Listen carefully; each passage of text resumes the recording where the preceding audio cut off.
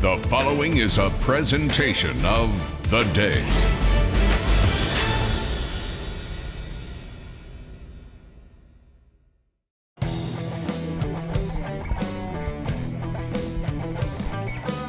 Happy Thanksgiving, everybody, from the campus of Ledyard High School, Bill Bignall Field. The Fitch Falcons coming on in to play the home Ledyard Colonels. It's a Thanksgiving Day rivalry, and it's all live on Game Day. Game Day is brought to you by Waterford Dental Health. At Waterford Dental Health, we provide solutions to all your dental needs. Your smile is our top priority. Visit us today at waterforddentalhealth.com. And by Core Plus Credit Union. Love the home you're in. Borrow based on the finished value of your home before your renovations begin. Apply today at coreplus.org. Casey O'Neill along with the sports doctor Keith O'Brien. And to quote the great Lloyd Christmas from Dumb and Dumber, so you're saying there's a chance. That's all the Fitch Falcons have today.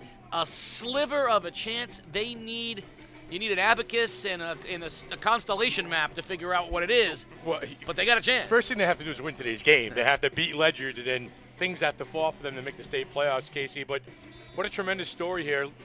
6-3 Ledyard. Think about that, 6-3 record Coach Saricchio has done with this team. And, Fitch, we thought that they were going to be pretty good. They lost those two teams from Fairfield County. He beat everybody else.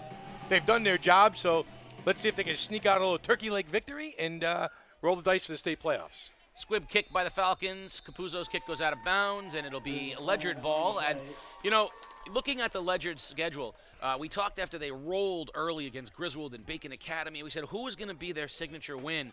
And it really, they beat New London in a close one. And other than that, not a real signature win. They, lost by a point to Stonington. Close game to Wyndham, who turns out is better than people think. They're going to finish 500 this year. And they lost to Woodstock, who's a very good team. But no real signature win yet. Fitch, on the other hand, has beaten some good teams, and they're on a roll right now. Like you said, they have not lost in the ECC, but Ledyard 4-0 at home, and they're at home today. A little home cooking today, and it's tough when you lose your best player in Ryan Outlaw, too. So, toss to Green, and that's a nice gain of maybe 9 yards on first down. Here's one of the kids that's got to step up without Outlaw in there. Is James Green, the playmaker, as you would call him on the field before the game. He was giving you a little wink and a smile and said, call my number and name often. But he's one of those kids that's got to do a little extra cooking today, a little extra shoveling for Ledyard to be successful. Yeah, he loves being on game day. He's a guy who thrives in the spotlight, and he's going to get a lot of opportunities today. He's the sole back on 2nd and 1. Outlaw's going to roll to his right. Pressure, dumps it out into the flat, and we're going to have a flag. I think we're going to get a late hit in the backfield, or we're going to get a hold on Green. It can only be one of two. I think it might be a hold on Green, a takedown on James Green. He was holding on to Aiden Greaves.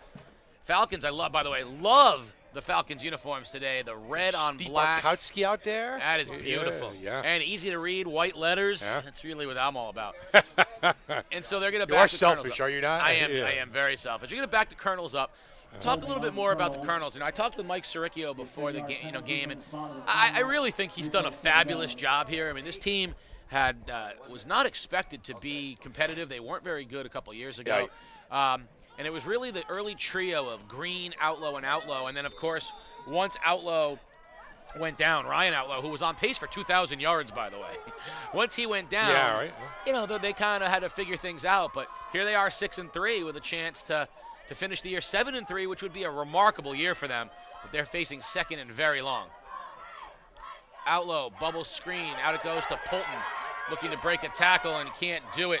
Jackson Poulton wrapped up very quickly, flying to the football. Beebe and Greaves for the Falcons. Ledyard likes to establish a running game, Casey, up the gut, and they're going to have to do some different things. And there's down in distances. 2nd and 20 is not a good down in distance for this offense. Neither for Fitch either. No, but without Outlaw, their margin for error becomes much smaller, so they can't be down in distance like this. Rolling right, Outlaw pressured, and he's hit. And he is going to go down. Shelton was in the mix for the Falcons. Also coming off the pile is number 50, Devin Edwards, the sophomore. And a nice pass rush, something we've seen from the Falcons. That defense from the Falcons has been consistent for them all year long. They are tough up front. Linebackers get to the ball. tackle very well. And again, should get the ball back in pretty good field position after the penalty by Ledyard on the initial 7-8 yard pickup by Green. Jonah Eddy will punt, standing at his own 5-yard line. Good snap, left-footed kicker. Spins it out, and it lands just shy of the 50. Takes a great bounce for Ledyard, and it'll but it'll push Fitch back in, at least into their own side of things, 37-yard line. Catch the punt, son.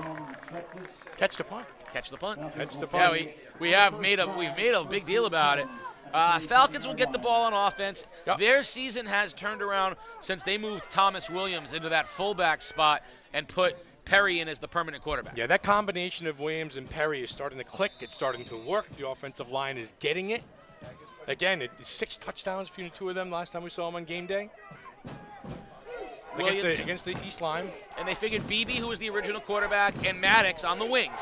Handoff, fullback dive, Williams, and nice job flowing to the ball from the Ledyard defense, but that's going to be after a gain of 5, and there's a flag on the play here as well. Another holding penalty. We saw that it's going to be against Ledyard, I think. Yep, personal foul against Ledyard. Late hit on Perry. To start the year, Fitch had Williams on the outside, Malachi Maddox in that fullback spot, Beebe at quarterback. Yeah. So they've switched things around, and since they put Maddox and Beebe on the wings, it's given them a lot of options, including Beebe, who can throw the ball, throwing the ball off the wing. Maddox is more of a home run threat, and Williams just getting that 5, because the Fitch offense is predicated on that fullback. Right, and doesn't that speak volumes about the Fitch coaching staff, where you can make a change, say 2 or 3 games into the season? This isn't working. Let's put some guys in positions where they can make plays. Absolutely. Coach Mike Ellis. Another dive to Williams, and nothing there that time. Center of the line for Ledyard. You know you're going to call Santagada's name, Ruschek's name. Those big guys. The line for Ledyard has been stout all year. But you're right. When I went down and talked to Coach Ellis, I said, any changes? And he said, no, we're as healthy. We're as good as we can be. They might finish the year 8-2, with their 2 losses being to like Fairfield County again, Fairfield Prep and New Fairfield. Right.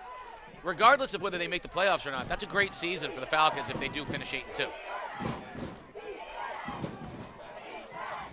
Motion. Toss left, it goes to Beebe. And tripped up by Poulton before he can even get back to the line of scrimmage. Nice job that time by Jackson Poulton, setting the edge, pushing Beebe back to the inside, Casey. That play is designed to get to the outside, get some space, and get down the sidelines. Poulton stayed home and made the tackle.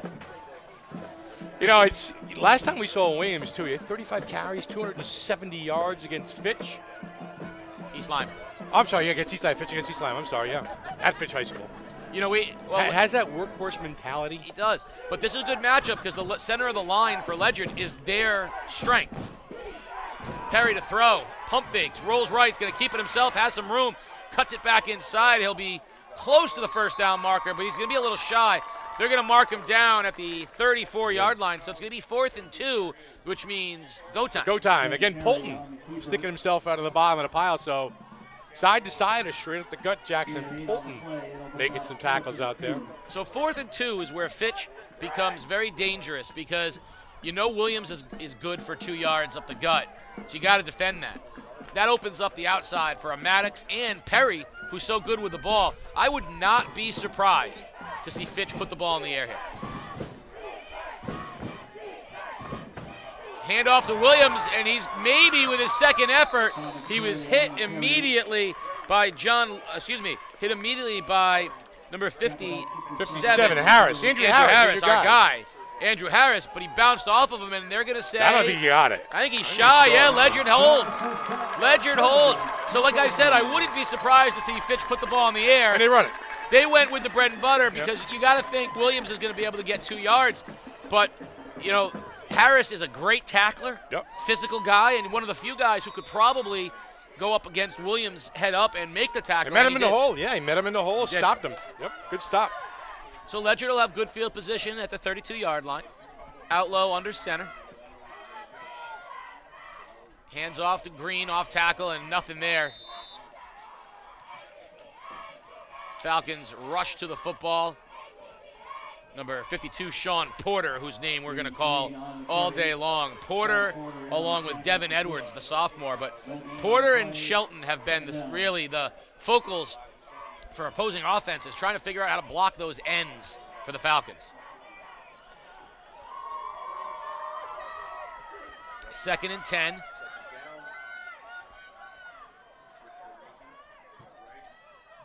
Rolling right. Here comes Shelton.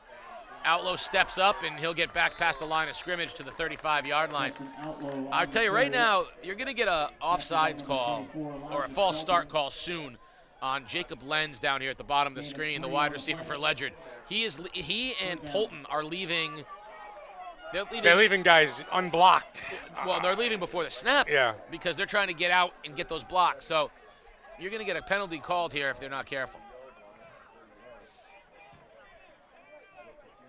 Poulton's in the slot, basically uncovered right now. Motion, option right, and they were going to run they were going to run option with Stahlbush to the right, but we got a penalty on the play. Never really seemed to have the formation set, and then they luck out and get it offsides again. Fitch will line up in the neutral zone. And that's going to make it a 3rd and much more manageable 2. 2nd penalty of the game against Fitch. 3rd down.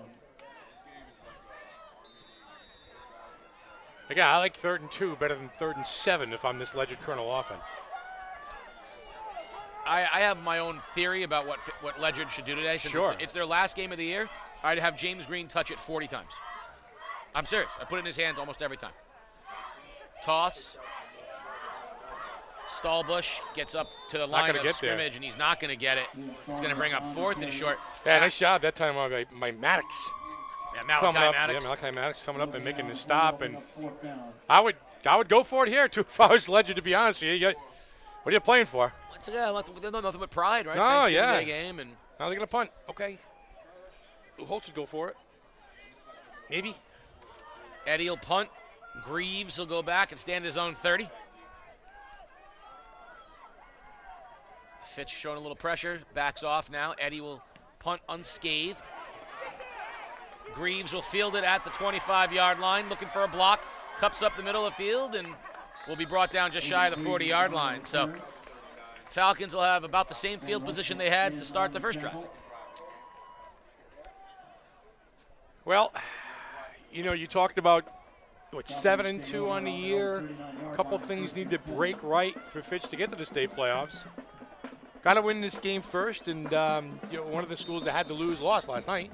Yeah, right now they need one of 2 scenarios. And after this first down, I will give you scenario number 1. We can talk about that. First down, Falcons. Ball is marked at the 39-yard line. In motion, Beebe. Handoff, Williams. Not much there. Gain of 2. So the quickest path would be win today. Get a win by East Lyme over Waterford, a win by Stonington over Westerly, and a win by Bristol Central over Bristol Eastern. Now, of those 3, absolutely East Lyme can beat Waterford, right? Yes. Can Stonington upset Westerly, ranked 8th in Rhode Island? And rivalry game, yeah. Right. Yeah, right, yeah, why not? Right. Bristol Eastern is 9-1. Bristol Central 9-1. Bristol Eastern 4-5. Tough one. That's the one. But again, these Thanksgiving Day games are rivalry games, and anything can happen. Strange things. Perry keeps it himself. Quarterback keeper took it out of Williams' belly and crosses the 45. It'll bring up 3rd and short. Poulton on the stop again. The second scenario involves 6 teams winning today. I'm not even going to go into that. Yeah. Nice hat, by the way. Thank you very much. Yeah, I like it. I feel like picking a drumstick off your head for some reason, taking a nibble on it. As we head to 3rd and short, what is the go-to food? What is the one thing? You could only have one thing. One thing? On Thanksgiving Day. Pumpkin pie. Pumpkin pie. All right. Because everybody loves me. Everybody loves pumpkin pie. All right. I can't argue that. Perry. Sacked back at the 40-yard line. He ran option with Malachi Maddox. The Colonels weren't fooled, and they knocked Perry back down all the way to the 40-yard line. You're going to call Poulton's name all night long. He's basically been on every single tackle for the Colonels. Jackson Poulton there. Casey, side to side, up the gut. This kid at his middle linebacker position is making some plays out there. Great job. So Fitch will punt. Ledyard will send Jacob Lenz back to receive the punt. He stands at his own 32-yard line, so he's not respecting the leg very much. Right. Almost blocked, and we're going to get a penalty here. Lenz picks it up at his own 10, and he's going to get brought down at the 12. That's going to be, if that's roughing the kicker, that'll be a first down. I think it's going to be. You had pressure straight up the middle by Ledyard, and absolutely they blasted BB after the kick, and you're going to get a roughing He's the saying kicker. 5 yards. So he's going to say running into the kicker. Into the kicker, yeah. Which means they should go back and re-kick it because they're not going to get a they're not going to get a better they're not going to get a worse result than what they got off the punt. Oh, he's going to send the offense out there. All right, so that's there you go. Running into the kicker. So you're going to have a 4th down and 2. Make it from 4. Yep. 4th down. So it's going to go. No, it's going to be 4th and 7 from the 42-yard line. Okay. No. It's Now they're moving it up, 2, so yeah. it's 4th and 2 from the 42, from the 30, from the 47-yard line. All right. They're going to go for it. Middle of the field. I like two it. teams, I like going for it. Now, they had this almost exact scenario a minute ago. They ran the ball with Williams. What is the sports doctor's call here on 4th down? I'm going to get Perry. I'll have Perry make a play on the edge. Option keeper, tight bunch formation. Greaves, wide receiver, short. Handoff. Williams. I think he had it. I think he crossed the 50, and they're going to mark him on the other side of the 50. That'll be a first down. He had to work for every inch of that first down. Nice job by the Ledyard Colonels up front. Result of the play is a Falcons You know, first Williams, down. against East Lyme, Casey, a few weeks ago, you remember his 35-carry, 270-yard performance? A lot of it was like that. 2 yards, 3 yards, 6 yards, boom, 35 yards.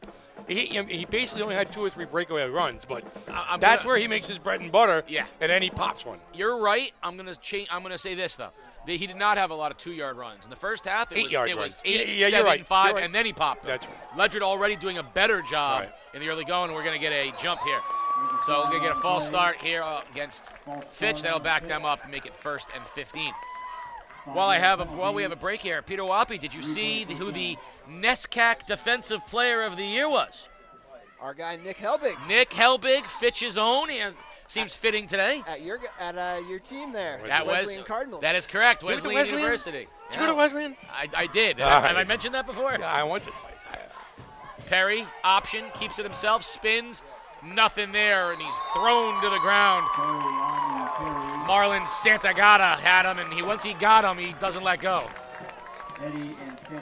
Nice tackle that time by Santagata. Poulton sets the edge. Santagata cleans up the mess. 2nd and long. Yes, great football in the NESCAC, Keith, and Wesleyan being a very good team. It's Right. only the 2nd time they've had the Defensive Player of the Year, and Nick just absolutely wrecked it. Yeah, he played well. And we love that kid. He played great here at Fitch. But is he on the Wesleyan marching band is my question. Very good. No. Perry, weak side, pressured in the flat. He got Maddox. Maddox breaks a tackle, spins, and he's brought down from behind by Poulton, but that's going to be a first down. Falcons. Pressure came from Ledyard, and they couldn't get there. Lenz almost got to Perry. Perry did a nice job. Yeah, nice strike that time. Nice pitch and catch. Perry felt the heat coming off the blind side. Casey let it go. And Maddox was there. Big pickup on was that 3rd down. Lenz was probably a step away from getting to Perry. That's nice poise in the pocket by the sophomore quarterback, Ben Perry. You talk about Ledyard's defense against the running game of Fitch right now. Don't they see that every single day in practice? That same type of offense? Yes. They're kind of taking Williams away, like you said, 2 yards, 2 yards, 2 yards.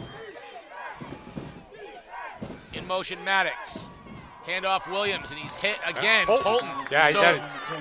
you know what Poulton's job is. Polton's job is the fullback. Crash, just Right? crash. the yeah. fullback. And again, when your defense has got to go against an offense that runs the option every single week in practice, it makes it a little easier. Execution, you still have to execute, but when you see that look and 2nd and 9. fast-moving first quarter too.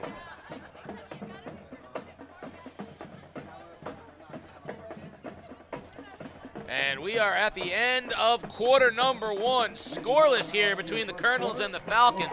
Come on back for 2nd quarter action. Happy Thanksgiving, everybody. You're watching Game Day Live on theday.com. Start the conversation about mental health. Ask, are you okay?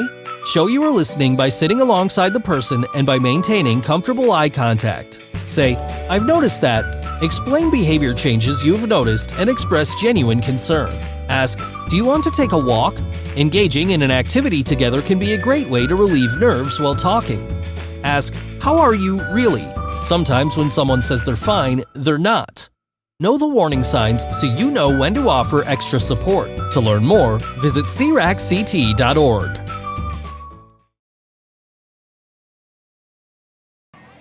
We're back. Game day is brought to you by Waterford Dental Health. Your smile is our top priority. Our entire team dedicated to providing you the personalized dental care you deserve. Visit us today at waterforddentalhealth.com. And by Core Plus Credit Union. Love the home you're in. Borrowed based on the finished value of your home before your renovations begin. Apply today at coreplus.org. Casey O'Neill along with the sports doctor, Keith O'Brien. It is scoreless here as we head to quarter number 2. So what is your favorite Thanksgiving Day tradition? I think high school football, a lot of that is, I like the afternoon NFL stuff. I do. I like the Cowboys game. I like the football. I like just being around family and stuff like that. Peter Yourself? Wappy, favorite Thanksgiving tradition? It's this right here, honestly. That's all you know. No, but I love it. Yeah. 2nd and 9 in motion, true. Maddox. Option left, Perry's going to keep it, cuts it back to the middle, right into the teeth of the defense, and he'll be thrown down at the 20, so he'll be about a yard shy. Well, I asked that question because I have dueling favorite things. So, as a kid, Fitch, New London on Thanksgiving was it. I just got a text from my good friend Miranda Krause-Cahill, and she has not missed a happy Thanksgiving in person or via text in about 35 years.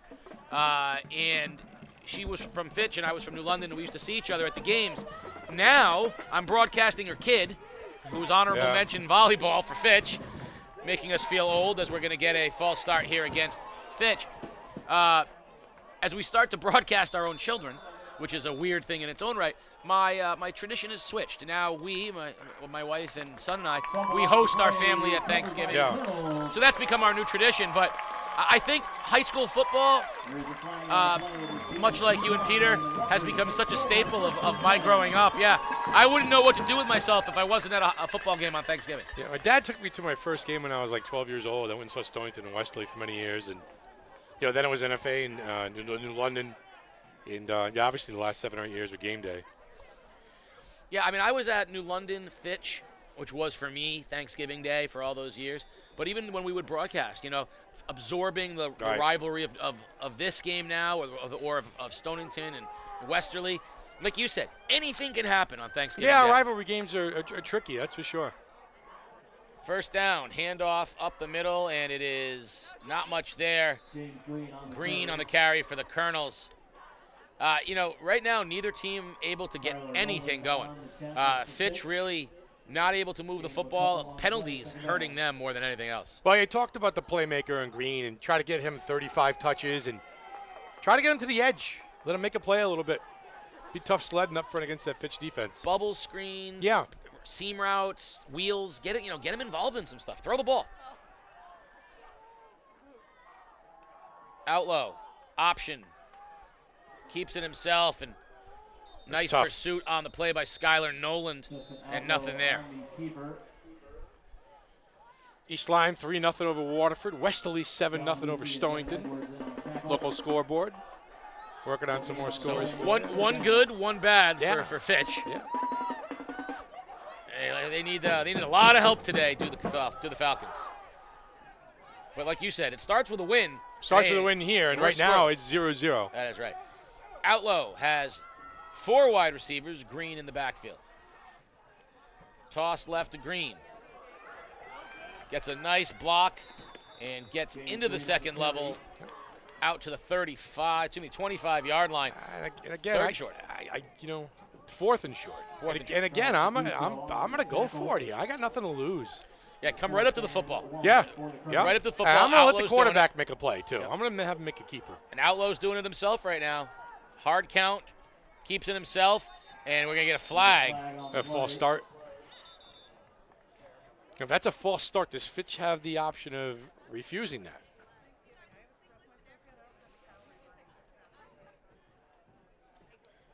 I think they're marking it the other way. Offsides. Okay, so now you got 5 penalties versus the Falcons. You've got 2 false starts, 2 offsides, and a holding penalty. Which All in the first quarter, I'm sorry. But 4 of those 5 speak to your line. Those are line penalties. Yeah. You know, that's where you gotta your line coaches have to get with those guys and you know, they gotta play a little more stable right now. That's a first down for Ledyard at the 29-yard line.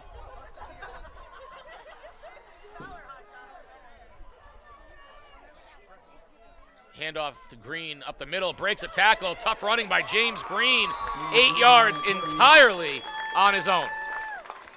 And again, that's one of those plays, Casey, where Green gets into the second level. He keeps his legs going. He's gone. He can slip a tackle. You got to hang on for dear life. Fast and strong, too. He's got a, low center of gravity. Strong kid. Brother's working at UPS. Stanley. What's that? His brother's working at UPS. I did not know that. Yeah. Second and short. Handoff to Green Oak keeper. Again, Outlaw. Nice job on the play fake, but nothing there. Weak side wrapped up on the backside by the Falcons and John Aluthi. And that'll bring up third and short. Before the game, I went up to Thomas Williams and I said, "Run hard, have fun." And he said, "Yes, sir." I said the same thing to James Green. He just gave me a smile and a wink. Like we're gonna have some fun today. I love how much fun these kids are having playing football.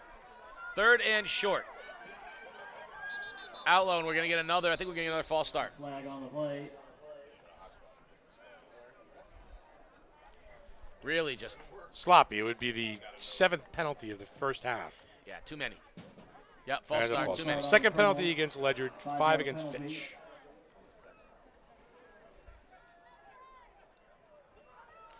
So that's going to be third and longer. Now it's going to be 3rd and 8.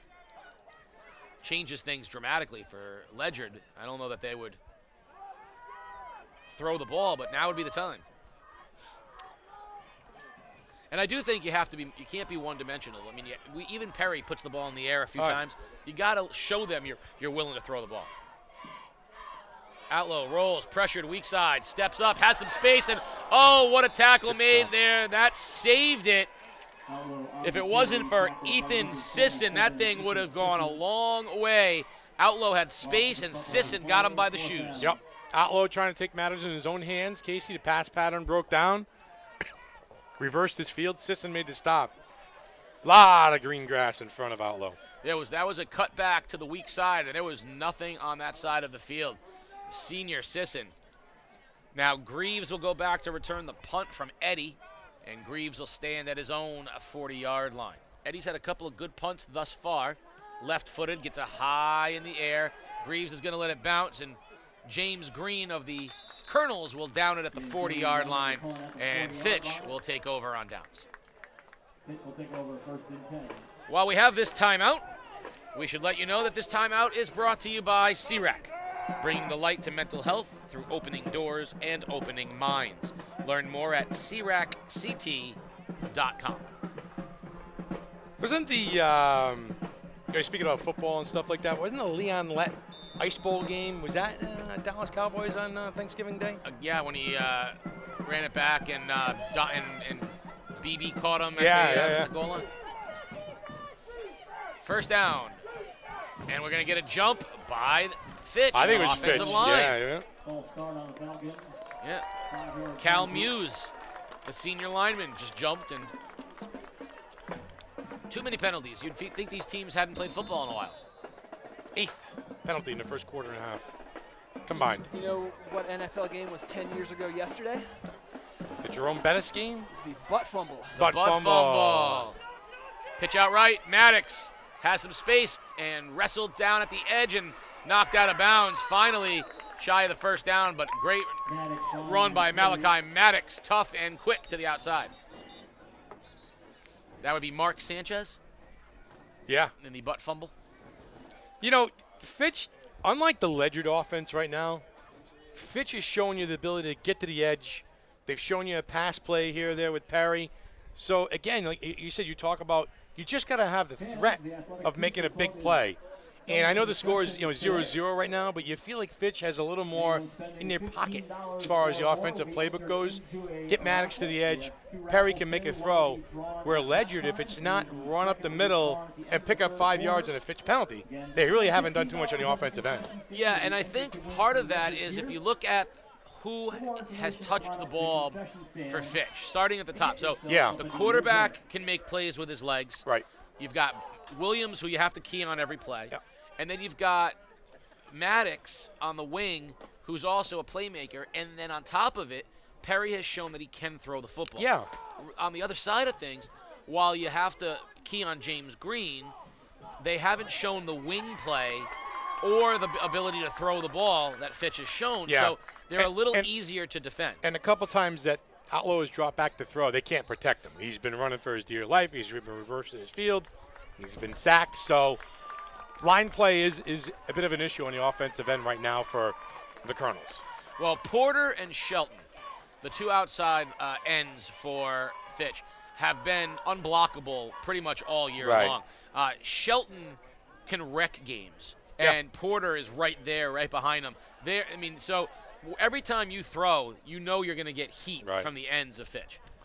Yeah, and right now, single-handedly on the defensive end, Poulton has kept Ledyard in this game. I mean, he's got at least a half dozen tackles already. Well, he's got the job of crashing on the fullback, and he has timed it well, and he's been able to make tackles.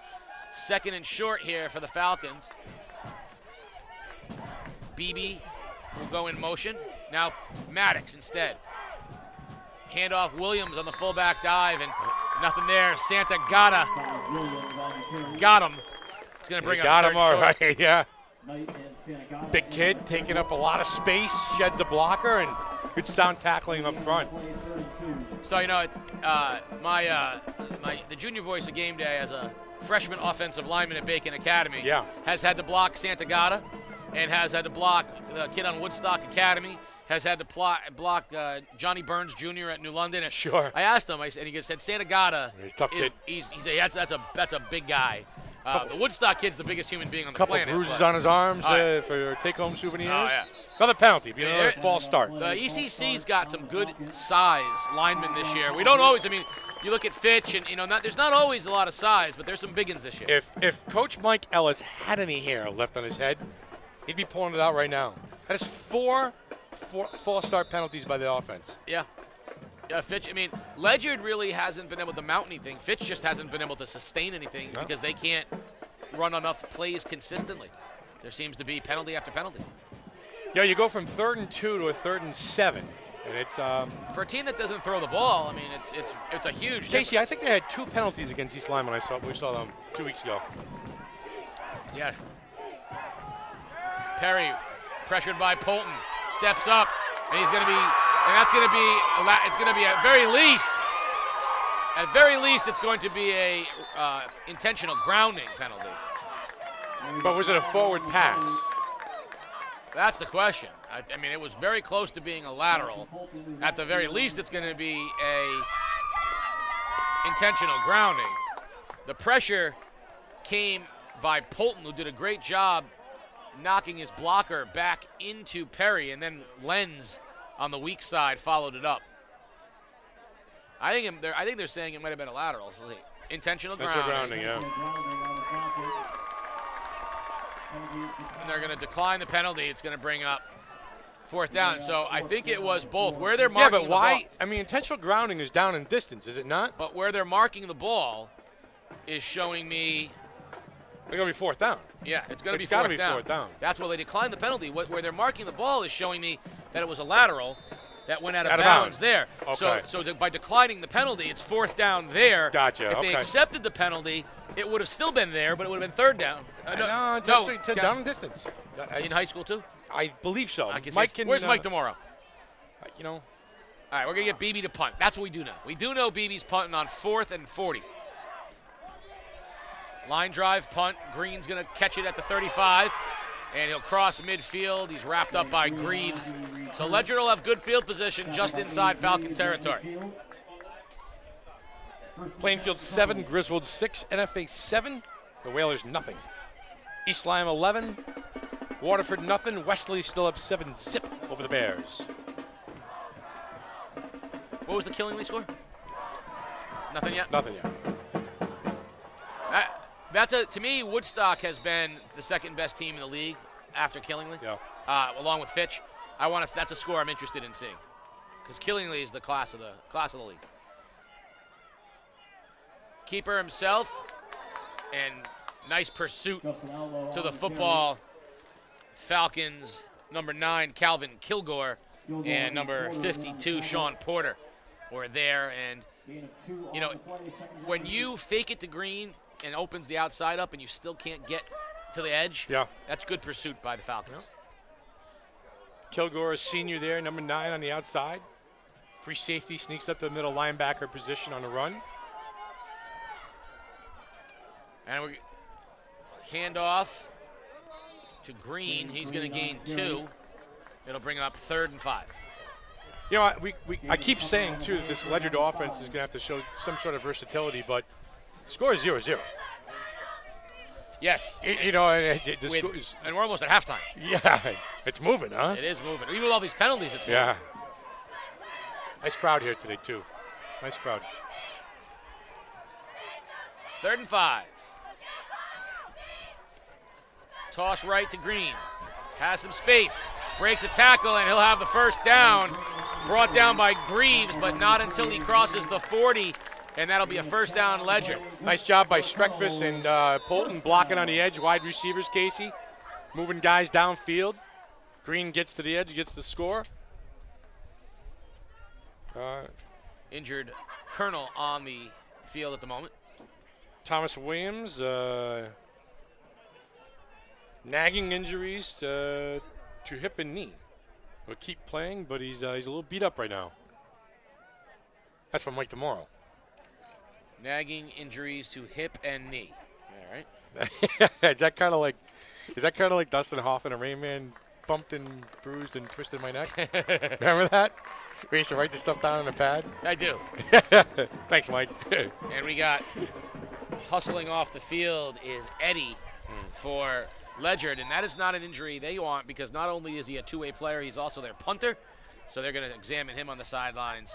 But it'll be first down Ledyard after the run by Green at the 38-yard line with 4:06 and counting here in the half.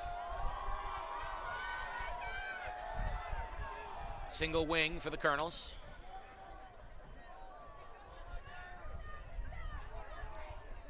Green on the handoff, bounces it to the outside. Wrestled out of bounds after a nice gain on first down. Greaves and Maddox, and along with Kilgore. Kilgore delivered a pop, and Green got right back up.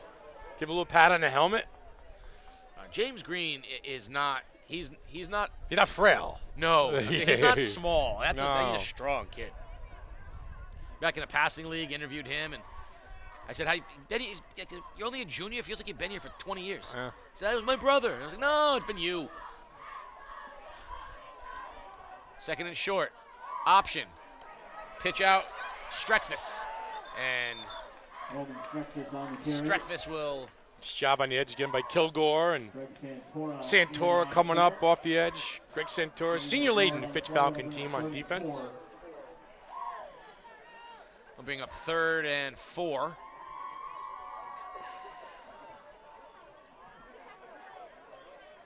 Still haven't seen Ledyard put the ball in the air. Nope.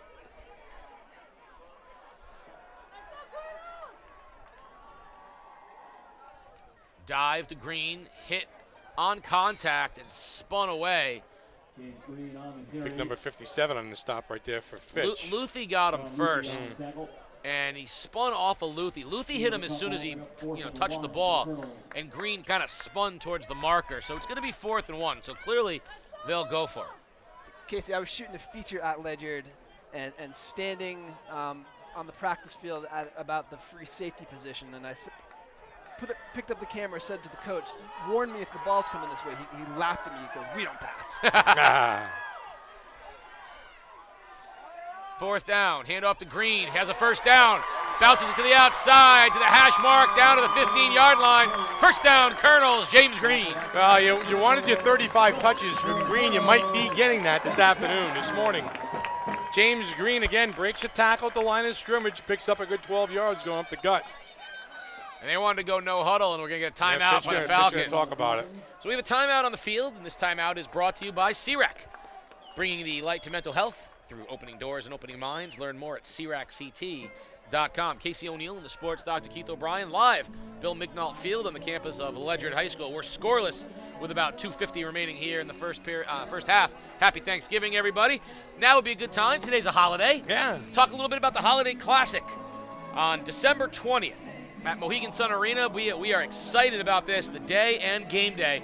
Very proud to bring the first day Holiday Classic. Now, the boys basketball doubleheader features a great local game between Ledyard, their new coach, DJ Exum, against the two-time defending state champion Waterford Lancers. That's at 6 o'clock.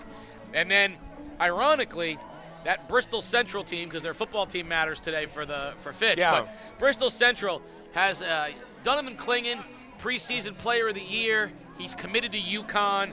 They're going up against the perennial powerhouse East Catholic at 8 o'clock. Tickets are now available, so get online and get your tickets to the Holiday Classic at Mohegan Sun, and we will have all of that action live for you on game day. Speaking of UConn, big win yesterday against Auburn. Double overtime. Yeah, it's a good win. It's a good win. You know how That's a good team, man. I'm telling you, it's a fun team. You know how I knew you were talking about basketball? How's that? 'Cause you said good win. Yeah, right. First down. Toss right to Poulton. Nothing there. Kilgore first man there, and Porter, no gain. Well, because if you say good win, and I knew that the soccer team wasn't playing, and I didn't think lacrosse hadn't started yet. Yeah. So, and the women's basketball, actually, tough loss, saying how good, tells you how good that South Carolina is. But, yeah, the boys basketball team, the men's team is fun. Yeah, they're pretty good. I actually enjoyed watching them. I watched them against Binghamton. Was that who they played? Sure. Yeah. They were on TV, like it was like noon. I turned on the TV. They were on against Binghamton. I was like, let me watch that one a little bit. Yeah. That's a big step up, though. Win against Auburn, top 25 win. Yeah, good. Yeah, good. I love Danny Hurley. Michigan State. Yeah, he's great. Second down. Handoff Green. Breaks a tackle and can't break the second tackle. He got away from the first guy, but Ambrose was there, and he could not break that tackle, so it's going to bring up third down and long. Short gain on the play, third down. Third and long, Casey, from the 18-yard line. You got to be thinking two-down territory here if you're Coach Siricchio. Yeah, I mean, you're not Nah, you're not gonna punt down nah, here. Well, you're not gonna try a field goal. You might. 40 yards. Well, what if you get 5 yards and the ball's maybe? I don't think so, but maybe. Third, and we'll call it 9.5. And we're gonna get a timeout Ledyard, I believe. And this first half is flying. There's a $1:18 left to go before halftime. Feels like we just flipped the coin a second ago. So, let me ask you this question now. What is the most overrated Thanksgiving Day food? Stuffing. All right, Peter Wappy, what is the most overrated Thanksgiving Day food? Turkey. Unquestionably. Let me ask you this. For the remainder You're of wearing the year, it on your head? for 364 other days, do you ever once again make a turkey? No one ever makes turkey. You might have ham. I'll eat a lasagna 25 times a year, but I never have turkey a second time. Yeah. So this brings me to this. Why? Why back in there was deer running around? I'd rather have venison. You're going to tell me they had to go with turkey? Why is turkey the staple of Thanksgiving? Oh, you're wearing it on your head, partner. Well, you talk about the deer running around. The turkey's slow. and dumb. Much easier prey. I actually think the turkey is a misunderstood genius of the animal kingdom, Peter Wappy. They are not dumb. They have lulled everyone into a false sense of security. The turkey uprising is coming someday, my friend. So when they stand in the middle of the road in front of my car, they're preparing to attack, is what you're saying. They're playing chicken, the inferior fowl. Third and 10. Out low. Hands off to Green. Green They found something off the tackle with Green. Gain of 5. It's going to bring up 4th and 5, but they found something they liked there off that tackle. That was the same play. He popped that 3rd down run for about 14 yards on. Like you said, the little off the tackle, and having reverse his field, cut back a little bit.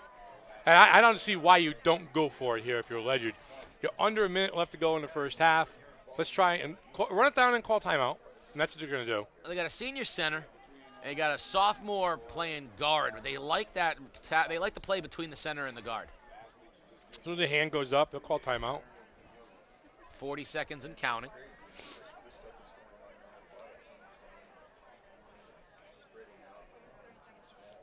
And run smart here. If you go for it on 4th down, run the clock down in case you don't get it. You don't give Fitch a lot of time. So Ledyard will call a timeout. So the most underrated Thanksgiving Day food, Sports Talk.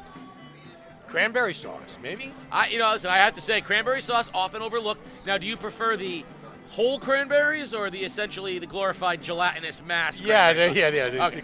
Peter Wappy, most underrated Thanksgiving Day food. Underrated. I'm going to go green beans. All right, so I'm going to say now, Peter Wappy, that you and I can no longer be friends. Green beans are disgusting. They are the turkeys of the vegetable kingdom. I thought you were going to go with gravy. Mike's gravy. Who rates gravy low? I think gravy is appropriately rated. You do. I don't think anyone ever mentions gravy. How about the mashed potatoes? Well, because they're thinking gravy's not a food. Yeah. I, for one, think gravy's a food. Okay. Gravy's not a food. You're not going to get up and say, I'm going to have a leftover gravy sandwich. Why not? Whoa. I disagree completely. Okay, I'm going to have a leftover gravy sandwich. I completely disagree. A gravy sandwich sounds fabulous. You ever dip your bread in gravy? Oh, perfect. Guys are unbelievable. Wow. Here we go. All right, Quick Ledyard snap. Run to the line. rushing up to the football here on 4th and 5. Toss left to Green. Looking to bounce it outside. Breaks a tackle, and he's not going to get there. Greaves got him, but wrestled him to the ground after good pursuit on the outside. And a long drive for the Colonels comes to naught with 21 seconds remaining in the half. Yeah, Ledyard tried to catch Fitch on their heels there, Gacy, a little bit. And no soup for you, no gravy for you, says Mike Ellis and the Fitch Falcons. And they're going to leave him with 21 seconds left to go before the half. So Fitch will take they won't take a knee, but they'll take this into the half, and Mike Ellis is going to scold his team for the penalties. It's terrible, yeah. 7 penalties, 6 of them against the offensive line as far as false starts, offsides, and 1 holding penalty. I'm going to make a prediction before we go to the half. Yeah. Prediction number 1 is that Fitch will dramatically decrease the penalties in the second half, and we'll have multiple scoring drives. The other prediction is James Green will pop one for Ledyard. I would say you're correct. Yeah. Clock now down 10 seconds and counting, so we're going to head to halftime here momentarily with our score 0-0 between the Falcons and the Colonels. It is Thanksgiving morning at Bill Mignall Field, and we don't have ourselves a score. We'll be back with halftime and second half action. You're watching Game Day live on theday.com. It's been a whirlwind of a season for Ledyard senior Andrew Harris. In addition to starting at middle linebacker, he expected to be one of his team's primary ball carriers this year. Harris again getting to the outside. Well, I anticipated being the starting fullback and starting Mike. But then Ryan Outlow transferred to Ledyard and steamrolled his way into the backfield. Dive again, Outlow, big hole over the middle. Forcing Harris into some new roles. Offense, it was more of his backup, and then if there was really a problem on the team, a hole I needed to fill, coach would put me there, and I did the best of my abilities where I could. 1 week our center wasn't able to play, so I went to center for a week. Next week I think I went to left guard.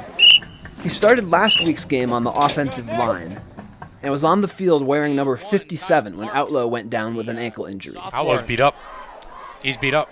When Ryan went down, last week we knew we needed him to carry the ball, and luckily we brought out his jersey from the closet in the sideline just in case, and there it was. So it was very seamless. Halfway through the game, I was 57 in the beginning, and second half, coach was like, "You going back to fullback? Here's 26. Change." So not only did he have to switch positions halfway through the game, but he also had to change jerseys to the number of an eligible receiver. And I believe that's Andrew Harris, who is wearing his old number. All the switching has led to a unique look on the back of his helmet. I started the season with 26 and 55, 57. Just got to change basically every week. With Outlaw sidelined, Harris was taking reps in the backfield at practice this week. But he'll be ready for whatever role he is called on to fill. You know, Andrew's a team-first guy. He wants to win. You know, he was here when things weren't going so great. And so I think he's definitely bought into, you know, whatever the team needs, team first, you know, we over me. And he's not lacking for playing time. So it's not like his playing time got reduced. It's just that his role kind of changed. It's definitely important to me, and I realize that winning is the most important thing, and that is the goal of the team, to win, do my best, help the team any way I can. John is the one that has the big picture. He understands when things have to tighten down in practice. He understands when someone is not doing the right thing and they can do better than what they're doing. He's someone that just doesn't take care of himself. He takes care of a lot of other people that are out there. I mean, that just comes a part of being together. Like, we're all a family. And, like, I really stick by that. I gotten close with a lot of guys. Even just this year, I've become a lot closer with everybody on the team. And, I don't know, I just feel connected to everybody. He makes my job easier because sometimes they hear me all the time. Going to try to tune me out, and then I try to get louder and louder. But what John does is John comes from a player perspective. He'll let them know, hey, listen, you're not doing the job. Tough talks happen all the time, and they need to happen in order for us to all improve. I had a talk with a couple of the JV kids earlier in the week, actually, and we talked about they're not staying focused enough, and they need to be disciplined, and they need to, you know, be fully engaged in practice and not fool around. He brings someone else in their ear, and now it's a peer that they respect, and a peer that's not afraid to speak to them and be a true friend. I feel like when it comes from the coach, it's just like, oh, it's coach. Like, he has to say that. But when it comes from somebody who's a teammate who's close to you, you see that it's like, oh, I actually need to change. My dad's the girls lacrosse coach, and he started coaching right when, like, my sister started. He coached them all through youth, and I just saw how dedicated he was, how much time he spent putting into it, and I realized that, like, coaches give up a large portion of their lives just to see the kids, the students, and the athletes all just become better people, and they just want the best for us. I think it comes with him understanding the things that go on in the background of a program. What happens before practice? What happens in the locker room? And how all those things affect the team. And so I do think he probably gets that perspective, which is, being his age, is a very nice perspective to have and very important for us.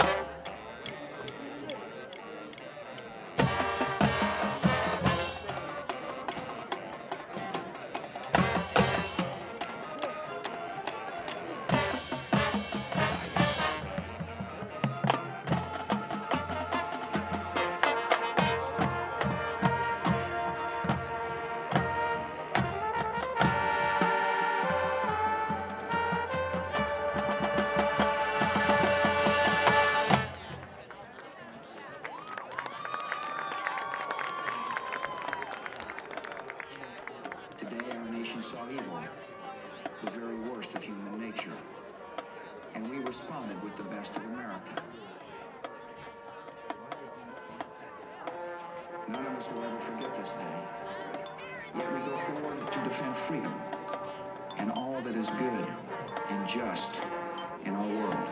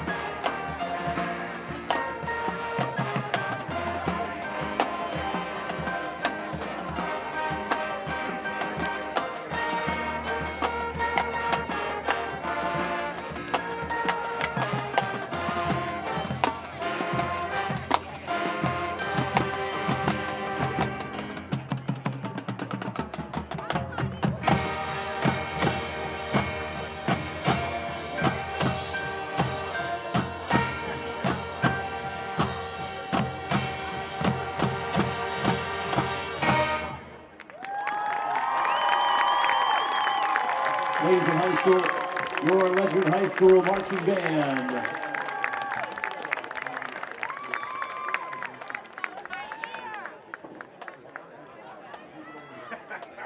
The kid is literally a coach's dream. You hear people talk about coach's dreams all the time, but the kid works his tail off every single day.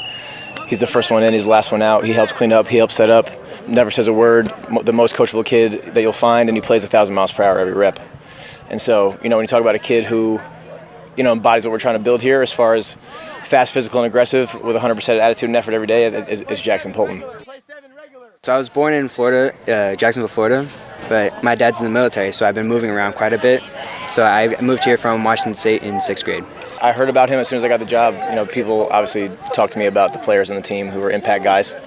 And the stories of his youth teams with James Green are legendary around here. James Green, I love the kid. Me and him, after my first year here, he was like, me and you got to stick together throughout all of high school. And I hope to stick with him through college. Apparently him, Jackson, Wyatt, all these kids they won a ton of games. They won Super Bowls, they won youth championships. They had a ton of success at the youth level. So hearing that, I was definitely excited. In youth, we had a lot of fun.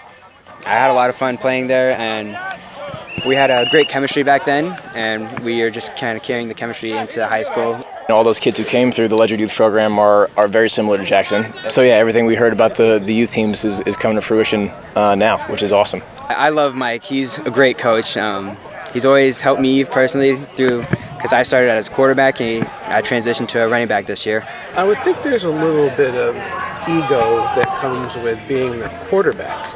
And that maybe it's not so easy not to be. I like to think I've never really had a big ego, but I definitely have had people come to me for questions, and I've always felt like I was like a player coach on the field, so I was helping all the guys out and making sure that they knew where they were going in all their assignments. So I try to carry that going into halfback now. Hey, great start to the week. Okay, again.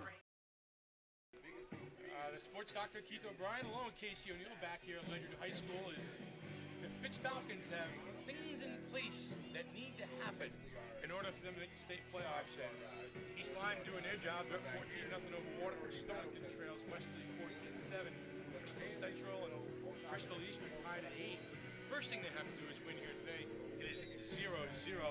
Casey, a couple of things we can kick around before we get to the second half. Why don't Lions play every single day on Thanksgiving Day? I mean, has there been a meaningful Lions game on Thanksgiving Day in a long time? That is the definition of tradition right there. Because the Lions are 0 and I don't know, whatever. However, it's 0 and 70. 8, Yeah. They haven't won it, but now it was one thing when they had Barry Sanders. He made that spin play against the Patriots one year that was hit the X button and stuff. Listen, the Lions might stink, but at least I get to see Barry Sanders. Yeah. Why? I want to see Jared Goff. Why do I want to watch the Lions? And of course the Cowboys, the staple on at 4:30 in the afternoon, and then Jerry Jones is a big deal. They play the Raiders today. And I don't get that either. The Raiders, but other than being the two most hated teams in the and they are. If you don't love them, you hate them. 100%. I mean, there's nobody that goes Cowboys. I can take him or leave him. I have no opinion on the Raiders. No, it's love-hate, but. I don't understand. Those are not rivalry games, but you got the Cowboys. Give me Packers. Give me Packers. Bears. Yeah. Steelers, Browns, maybe something like that. If the Cowboys play, give me Cowboys, Eagles on Thanksgiving. Yeah, Cowboys. You just be the Cowboys, Redskins all the time on Thanksgiving. Washington football. Oh, that's right. I cannot say that. The Washington football team. when they actually played, it was that game. But now it's the Cowboys football team. And the other game, the late game, is a very interesting game because I am starting to believe that the Bills are an extremely flawed team. I know they started off like a house of fire. Can't run the ball. Can't run the ball. And when you're leading rusher as your quarterback, that's a problem. That's a problem. They can't make plays down the field either. Here's the problem with the Bills in a nutshell. They have one explosive wide receiver, Stephon Diggs, but he's not a real deep threat. He's still more of a middle of the field kind of guy. Their next guy is a slot guy in Cole Beasley. Yeah. They've been without their tight end, who is a big player for them in Knox. And Singletary and Moss can't run the football. That line can't block for him. So they're not an explosive offense.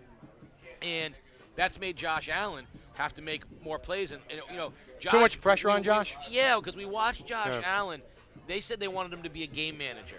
And then all of a sudden he became an MVP candidate because he was only doing what he needed to do. Now, they were looking to make the leap to the Super Bowl, off of last year's championship game, and they've taken a step back. But let's not go too crazy because they have a chance. They still have to play New England twice. Yeah, they have a chance. Yeah. And New England's got a couple of tough games coming up, Tennessee and Buffalo, and you like to think they could. if they can get a split out of that, they'll be in pretty good shape. I actually think the game the Patriots lose is the Indianapolis game. I think Indianapolis is one of the more underrated teams in the AFC. Boy, I kick and run the football. Now, I told you 2 weeks ago that the team to beat in the AFC was the Kansas City Chiefs, and you poo-pooed me. Yeah, I still, okay. All right. Now, they just came off of a throttling of the Cowboys. Yeah. They've won a few in a row now. They are right now ahead of the Patriots, ahead of the Bills. They are locked in behind Tennessee as that 2 seed. Yeah. I still think you the still Chiefs, think that, yeah, they're solid. NFC? Man, that's the one that's wide open. That is wide open yeah. because I think Tampa Bay, when all things, they're Super Bowl champions. Right. When they're completely healthy. They're better than the Rams? I think they are. Better than Green Bay? I think they are. I still don't know what to make of Arizona when Kyler Murray's healthy. When they're healthy, no one's beating them. Right. When he's healthy, no one's beating them. I love the Packers, but they throw in too many duds. All right. I think the Rams are very, very talented, but I feel like the Rams have not accumulated. I don't know that they've gotten, is Von Miller going to help them? Tampa's problem is the secondary is so beat up that their defense isn't the same defense that won the Super Bowl last year. But, that's wide open. We still haven't mentioned the Cowboys, who can beat who when they were fully healthy. It shocked me that they laid an egg against the Chiefs the way they did. I actually like Dallas in that game. Well, I did. I like Dallas. Amari Cooper is a big part of their offense. Both Zeke and CeeDee Lamb got hurt in that game. Yeah. So, and the biggest part, the Cowboys are a different team when Tyron Smith's not on the field. Yeah. He is the most important left tackle in all of football. When Tyron Smith's on the field, the Cowboys' offense can do everything. Right. When he's not, they're piecemealing it together. But that the NFC, I think you can make the case for 5 different teams from the NFC. I would agree. I don't know that you can make a case for more than 3 teams in the AFC. I think you could argue, I think you could argue the Chiefs. I think you could argue the Patriots. And I think you could still argue the Bills. Who else in the AFC could you really make a good for the Super Bowl? Titans, yeah. Not without Derrick Henry. I don't see it. I love the coach, but not without Derrick. Without Derrick Henry, there's that offense. It's not I will tell you one thing about the Patriots in that offense. Boy, they can run the football too. And then the receivers are playing better. Aguilar's playing better. Yep. Myers is pretty good. No one is a bigger Mac Jones fan than me. I do want to see him play cold weather football. Yeah. The kid's never had to. Alabama, Florida. So, opening kick of the second half. Eddie puts it in the air for the Colonels, and it comes down to Greaves, who muffs it at the 15, picks it up, crosses the 20, and down at the 25-yard line, where the Falcons will have their first possession of the second half. And we saw 7 offensive penalties in the first half for Mike Ellis and his team. And if you went to Mike and said, well, if you guys, let's just say, cleaned it up a little bit, do you think your second half of football will be that much better? But, they haven't executed. They have not executed. Even if you clean up some of the penalties, Williams has been held in check. It's been Perry and a little bit of Maddox on the outside, but you've got to credit, Poulton and some of these kids up front for Fitch for taking away Williams on the dive play. I know he's a little nicked up. He's a little banged up, but this is go time. Perry throws, and it was tipped at the line of scrimmage, incomplete. Santagata got a hand on it. Now, I was just about to say the difference, I think, between Fitch and Ledyard is that, let's say Williams is nicked up, and you know as Coach Ellis that you're going to minimize him in the second half. Yeah. I think they can put the ball in the air. I think that they can use Maddox more. I think that they've got some, other options. I don't know that Ledyard has much outside of Green that really threatens him. 2nd and 10 for the Falcons. Ball at the 25-yard line. Maddox in motion. Handoff to Williams on the dive, and he's wrestled to the ground after a gain of 5 by Santagata. It could be his best run of the game. He's not broke one. We haven't seen that 8-yard plunge. 5 yards up the gut. Williams nicked up. It shows you that fullback, the explosiveness of the fullback dive is predicated on healthy legs. Yeah. When you don't have those healthy legs. This is a big play for this Fitch offense. Coming out of the chute to start the second half to establish some sort of drive. Perry rolls right, Throws, has a man, Greaves, first down, crosses the 40 to the 42. That's a big play. Now, when you watch that, doesn't it look like they can do that a lot? Easy. I mean, that plays there all the time. I think Fitch can throw the football, and I think Perry's very comfortable in the offense. Does Mike do it? Does he open it up? No, I mean, they are what they are, Yeah. but I think it's there. That's the difference. I think, third and short, you don't have to rely on that run. They can throw the football. Williams on the dive crosses the 45-yard line. To Harris, 56. Harris and Lenz Yeah. on the tackle. Bring up 2nd and 7 for the Falcons.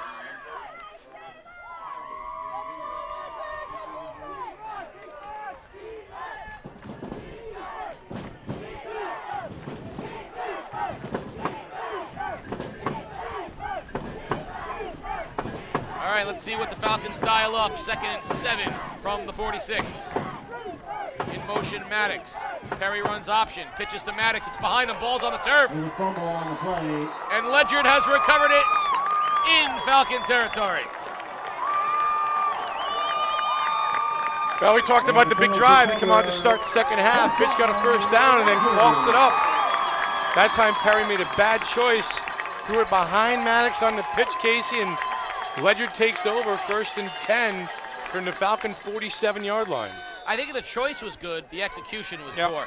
I think it was the right play to pitch it, but you can't pitch that ball off the left shoulder. You got to put it out and let them run into the football, and there was your mistake. So 1st and 10, and Ledyard will come out, and I think you're going to see James Green a lot here in the second half. Outlow keeps it himself, and he's brought down almost immediately by Shelton for a loss of 2. Tackled by Elijah Shelton for a loss of 2 on the play. The question I have is, will Ledyard throw a pass? I mean, the maybe 3 or 4 times that Outlaw has dropped back, he's ran for his dear life, and he's taken a field. I mean, I don't see a pass pattern for the Colonels yet. Poulton in motion, toss right to Poulton. Poulton wants to throw. Over the middle of the field, he had his man Lenz, and he underthrew him. And if he could have put that ball out into space, Wide I mean, open. Lenz was running. Yeah. So here's the irony. 1 pass on the day from Ledyard. And It's from the wide receiver? It's from Jackson Poulton. I like the design. He had him wide open, too. If you could have let him in the air, it would have been 6 points. Yeah, he threw it on the line and just underthrew Lenz.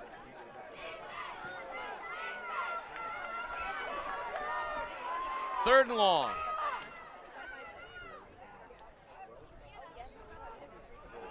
Outlaw has time down the middle of the field, looking for Eddie. Tipped in, it's intercepted. Intercepted by Malachi Maddox at the 20-yard line. Off the tip of Eddie, and the Falcons will take over at their own 20-yard line. Oh, you wanted it, you got it. Back-to-back pass attempts by the Colonels. That time ball just underthrown, and nice job by Maddox playing center field. No separation that time between Eddie and Maddox. Yeah, That's basically a one-man pass pattern on that route, too. It's a jump ball between the two Yeah, guys. not a lot of options out there. Falcons have the ball, and it'll call it at the 19. So turnovers by both teams on their possessions. Little inside handoff to Maddox. That ball's out. Maddox puts it on the turf. It's recovered by the Falcons, though. It'll be 2nd and 10. So back-to-back plays, back-to-back balls on the turf for the Fitch Falcons. And both by Maddox. Yeah.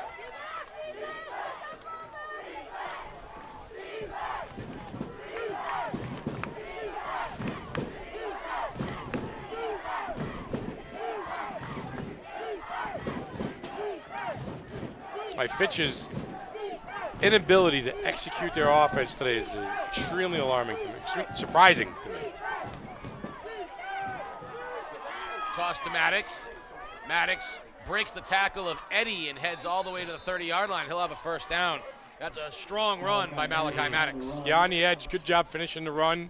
A lot of open field out there. You're going to give your receiver a chance to make a play in space, and then Maddox did just that. So Doesn't need much, Casey. He's got to get to the edge, square his shoulders, turn it upfield, get 10 yards. I know it's tough to open field tackles one-on-one. That's not an easy thing for a guy in the secondary to do when you've got a player coming at you with a full head of steam. And you're right, get your shoulders square, run downhill, make it difficult on the defense. First down, Fitch. BB in motion. Handoff up the gut to Williams, and great job. Tough sledding, man. Colonels are doing a great job getting low, getting him wrapped up at the knees. Yeah. Green was in on that tackle. Eddie on the tackle, and Green, Eddie, and Poulton, and Santagata. Big people up front doing some work for the Colonels. It's going to be 2nd and 8. Ball at the 32-yard line. And hard to believe not only have we not had a score, isn't Ledyard the one closest to it? Yeah. They get down to the 8-yard line. Yeah. Fake toss, Perry to throw, pressured, rolls right, throws it, and Maddox can't hold on to it. And then he is crushed by Jonah Eddy. That's a dangerous throw right that time by Perry behind his wide receiver. First of all, you're going to get your guy killed. Second of all, if you got a middle linebacker coming up to make a play, it's an easy pick six going the other way. Well, he wanted to throw on the run, but the pressure was there. Rushcheck and Santagata, coming through the line. Big Josh Knight. They put some pressure on it, and I think he had the right idea to look downfield for a throw. But you can't. That's not the right throw. Like you said, if it's not a pick six is the worst. At best is what you just happened, which is you get your guy crushed. Yeah. 3rd and 8. Perry to throw again. Pressured by Poulton. Flag on the play. Throws it in, trying to get it to Shelton, and Streckfus knocks it down. And again, Eddie, Poulton, just defenders flying to the quarterback and flying to the football. No time at all for Perry to set and make a throw. We're going to get a hold against the Falcons. And a decline there, right? And Elijah Shelton coming up, hobbling a little bit for the Falcons. You would decline that? I would. Illegal formation. That's declined. And it is declined. 4th down. 8 penalties. Fitch on punt. The irony is we talked all about how well Fitch was playing rolling into this game and how they needed help. Right now, East Lyme is doing their job from Fitch's perspective, and Bristol Central and Eastern are locked up right now. So that right now, Fitch isn't doing their job.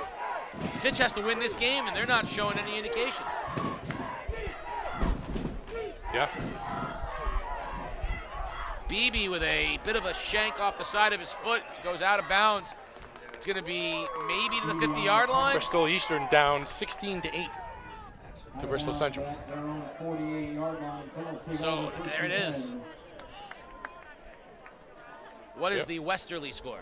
14-7 still. All right, I mean, that's the other teams are keeping it around, and wouldn't it be something if Fitch got the breaks that it needed and it couldn't do their job? Do you see a score? I got in one this for game? you. I got one for you. Do we still have ties? They break the ties in high school, don't they? I think they break the ties. They don't. No All right, ties. Thank goodness. That would be even better. That would be awesome. Toss right to Green, and Greaves got him in the backfield. Green breaks that tackle and gets back to the original line of scrimmage. What a great job by Aiden Greaves getting Green's legs in the backfield and stopped that one before it got going. Finally a score from Killingly. Killingly scoring first on a pass. Nice. Drive holes to Soren Reef. Killingly up 7-0. So it's probably a screen. It's probably a screen pass. We're still scored by a running back. The running back still scored the touchdown. Listen, we were impressed that night at Stonington. The Killingly quarterback can throw the football. Yeah. He's a big kid. 2nd and long for the Colonels. Outlaw wants to throw, and he is buried from behind. First guy there was Ethan Sisson, and he absolutely drove Ledyard to the ground. I'm sorry. Ledyard is showing you that they want to throw the football here, and they just cannot protect the quarterback.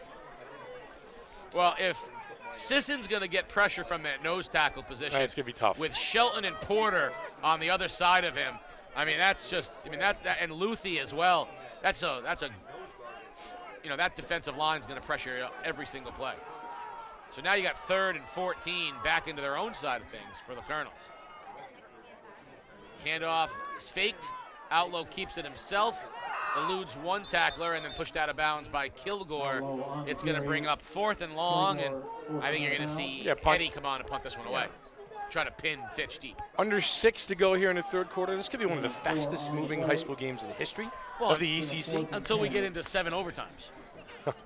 Final score after 7. What was that game this year? College football at Penn State versus, How would they play? Purdue, maybe? I don't forget what it was. Like what, 9 overtimes, yeah. And they still didn't cover the over. Eddie from his own 40. Line drive kick. Sails over the head of Greaves and is taking a great roll. Can Ledyard get there first? Oh, Green had a chance. He swiped at it. Just missed it, and it will be a touchback. What an effort by James Green. Good punt. Good punt by Eddie. Green is, he's very upset with himself because he had a chance at the 1-yard line. He swiped at it, and he just whiffed. Swung and missed at the fastball.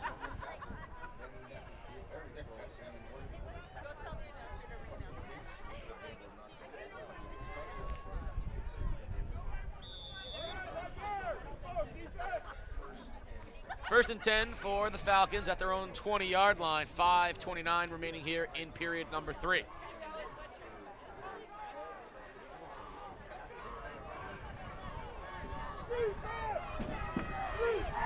Perry under center. Keeps it himself. Nothing doing. The interior of the Ledyard line has played very good football. Santagata, Knight, doing a great job in the middle. Rush check.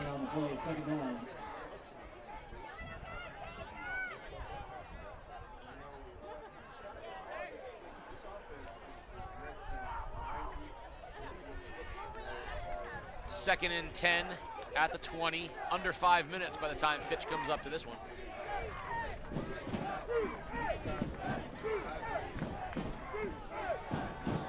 Ledyard defense been stout all game long.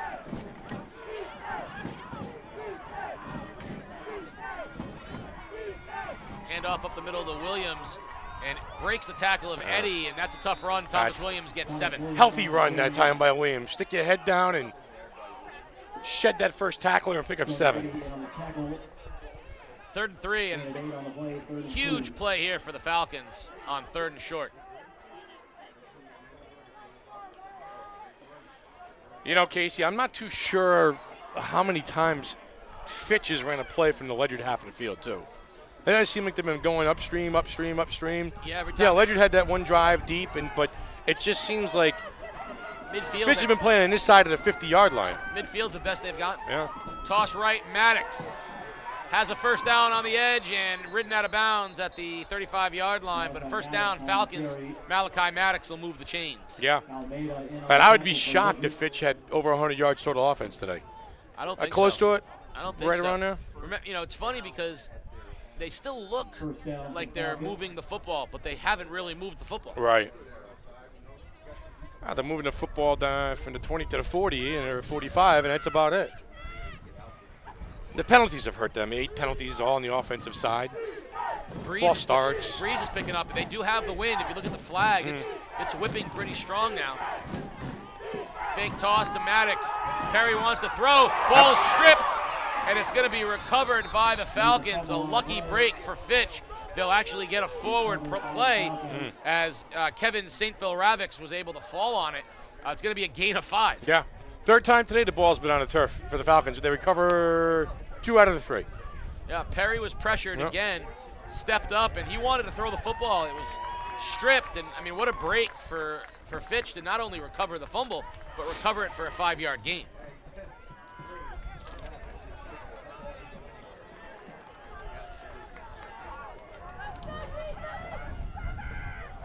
I love this. Freshman for Ledyard, number 77, Aiden Schlimgen.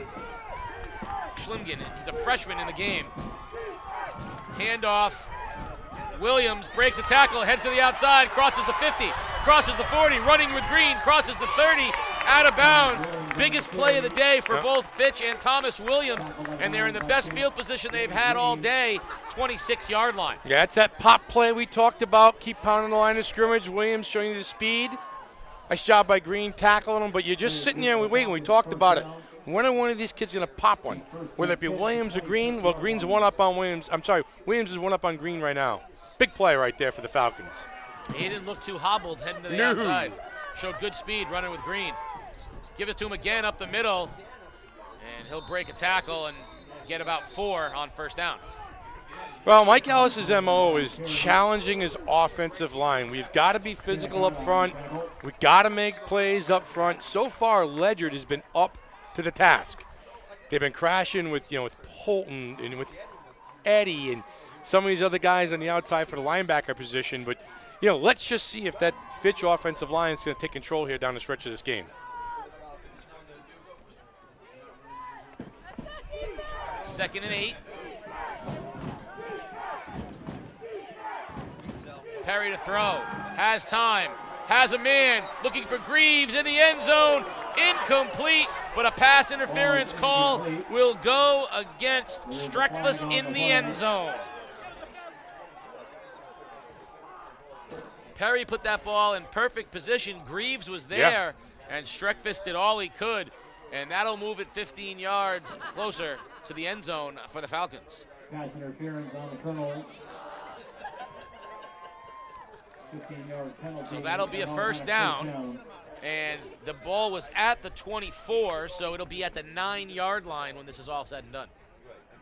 They don't put the ball at the 1-yard line? It is not the NFL. Yeah, how many times have you had to explain rules in the stands to some of the people this year? It's absolutely. And let me repeat a point. That's you. That's great. It's not high school federation did the NFL. First and 10 from the 10. Toss right to Maddox. Cuts it inside. Ball's loose. Ball's loose. Colonels have it. Colonels have it. A big pop. Poulton hit him.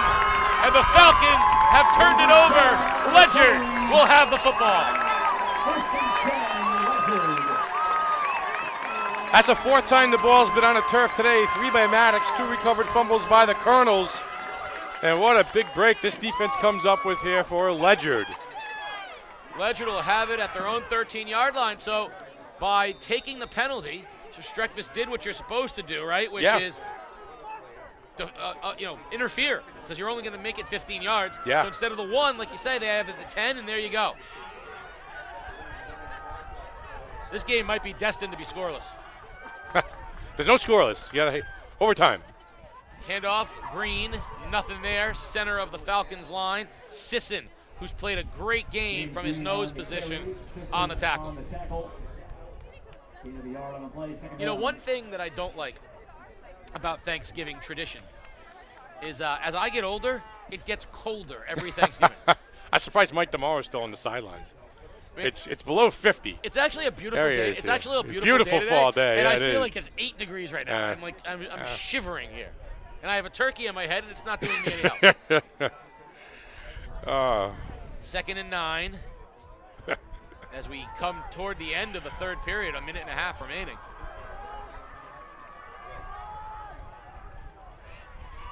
Ball's on the turf. Ball's on the turf. And it looks like Streckfuss dove on it. Streckfuss dove on it. There was a break for the Colonels. That exchange never happened with Outlaw and Ledyard going backwards. And right now the ball's either getting slippery or the players are getting a little, chili fingers. Boy, is it who wants to win the game or who doesn't want to lose the game? How about that?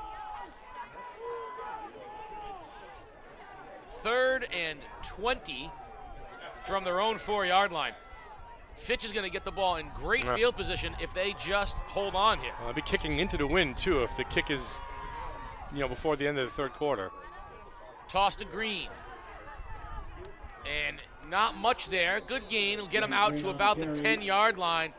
And so Eddie will be standing on his own goal line, which means if I'm the Falcons, I got to put my return guy at the 40. But wisely, Falcons should call a timeout, by the way. Yeah, I was thinking the same thing. I was going to mention that. Get the wind. Yeah, but they're not going to.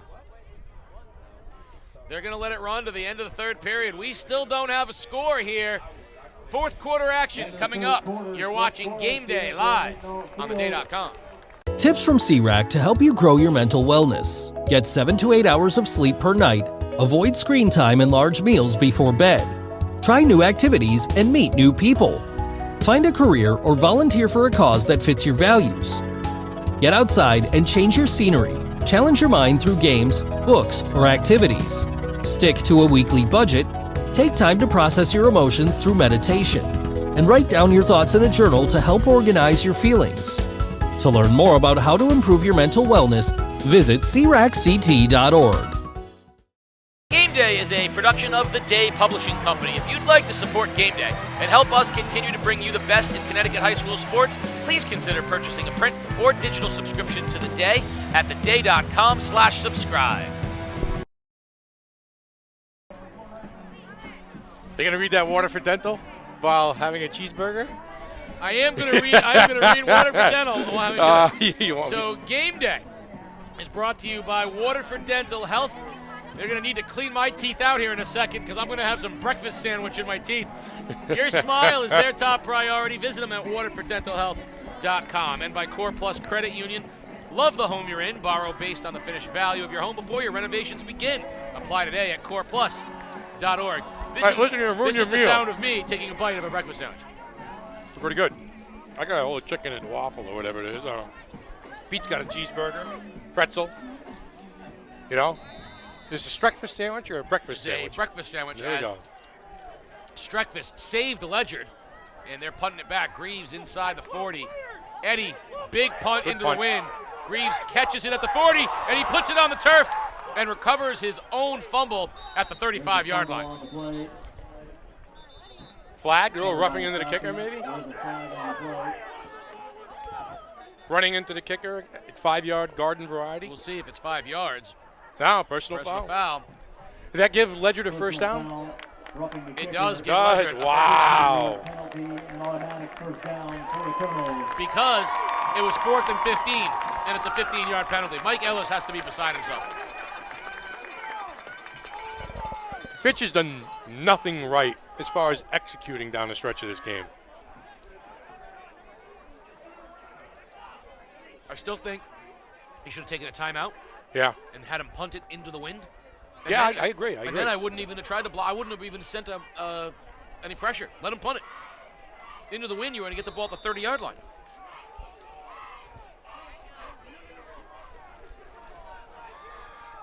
Out low.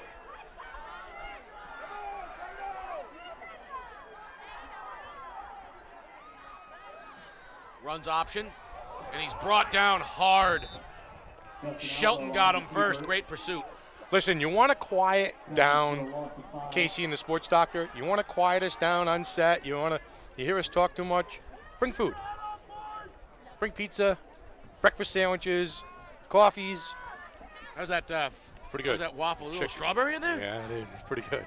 Wow. A little strawberry, chicken, waffle. Not bad. 2nd and 14 for the Colonels. Handoff Green. He bounces off one tackler, but he's not getting away from Shelton, who finishes him up. It was Porter first, Shelton second. And again, going in the wrong direction are the Colonels. And how big is that penalty? Because it's 3rd and 15 again. I mean, Ledyard's going backwards, but that penalty just gave 15 yards. And the Falcons right now are their own worst enemies.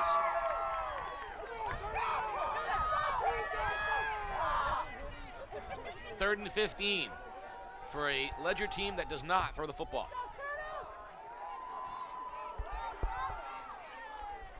Handoff to Green is pulled back by Outlaw, and he'll gain maybe a yard. And so it'll be 4th down, and Eddie, who's been nicked up, will punt it away to Greaves, who just put it on the turf. I mean, if the first half was stuck in quicksand for both these teams on the offensive end, The third quarter and the fourth quarter so far has just been awful, sloppy, poor execution. High Speaking snap, of, yeah. great job. Eddie got it away. Taken by Maddox, who puts it on the turf at the 35-yard line. So after all said and done, Fitch will have great field position at the 35-yard line, but a great play by Jonah Eddy just to get that snap. Can Mike Ellis, I can picture him in the sidelines right now. Gosh darn it, can somebody catch the ball? There is no pizzazz right now. Oh, none.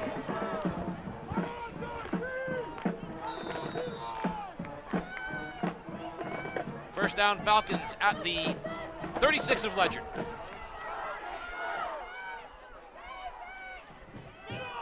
Hand off to Williams. Nice run, Thomas Williams down to the 30-yard line, so that's going to be a gain of 6 on first down. Boy, you gotta get that sense with 9 and change, 9.5 minutes left to go in the game. If Fitch can't do something with the ball and find the end zone in this drive, when are they ever gonna? Be a 35-yard drive. Well, you said they had started almost all of their possessions on the other side of the field. This is it. They got down one other time. Cross midfield once or twice, that was it. And then Maddox put it on the turf, so this is it right here. Best starting field position by far for the Falcons. 2nd and 4.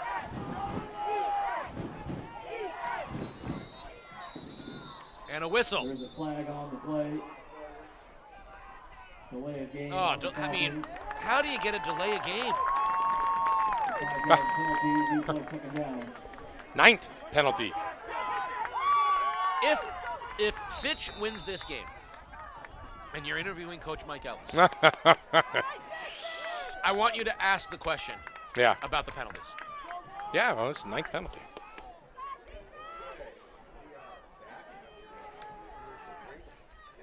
Do you think he's surprised? I do.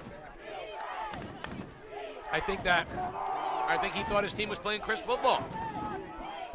Off tackle, handoff, Williams. Poulton got him, but not until a gain of 3. Like you said, when we saw Fitch play against East Lyme, they played a near flawless game from a execution standpoint. So Mike DeMora reporting from the sideline that Cabuso puts his range at 30 yards. 30 yards. Which means I have to get to the 20-yard line. So the you have to get to the 10. Yeah, it's 13. 13-yard line, okay. 13-yard line. Kick the ball from the 20. That is correct, yes. In motion, BB. Perry fakes it. Watch Pressured, out. Watch and he's out. sacked. Lenz. Jacob Lenz. First guy there for the Colonels, and a big loss all the way back to the 42. That's a Colonel sandwich right there. Lenz from one side and, Poulton from the other side, Casey. Pressure from both ends. What a big-time sack right there. Going to bring up 4th down in a punting situation for the Falcons. So even with Fitch getting the ball 1st and 10 from the Ledyard 35, they still can't do nothing with it. BB stands at the 45-yard line. Good snap, no pressure. Into the wind. Off the side of his foot again.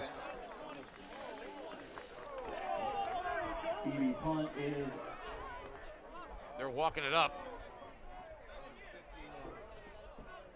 And that's going to be at the 24-yard line. At this point, it really becomes almost as the clock, 7.5 minutes. Who makes the mistake that can't be undone? What's that now? Who makes the mistake that can't be undone?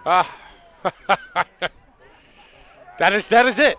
That's it. At some point, someone's going to put it on the turf, miss a tackle, do something that can't be undone. Because right now, it's two teams playing hot potato, giving the ball back and forth. Hand off to Green up the middle, and Shelton had him by the shoulder pads before he could cross the line of scrimmage. He may have fallen forward for half a yard. We're 3.5 quarters into this game, and I know Green's been lining up in outpost position at the tailback spot, and could we get Green maybe moving on a jet sweep or something like that? Can you try to get him in space? Get him to the edge and utilize his speed a little bit, because it seems like he's got get to the line, pop the line, and then find a little bit of crease. Fitch has been in the red zone how many times today? None. One time. One time, yeah. One time off the penalty, right? Hand off to Green, nothing there. It'll be 3rd and long. How many times has Ledyard been in the red zone? Once. Okay. In 6 minutes and 45 seconds, No, you're right, when this inevitably goes into overtime, yes, they will be forced to have the ball in good field position. Yeah.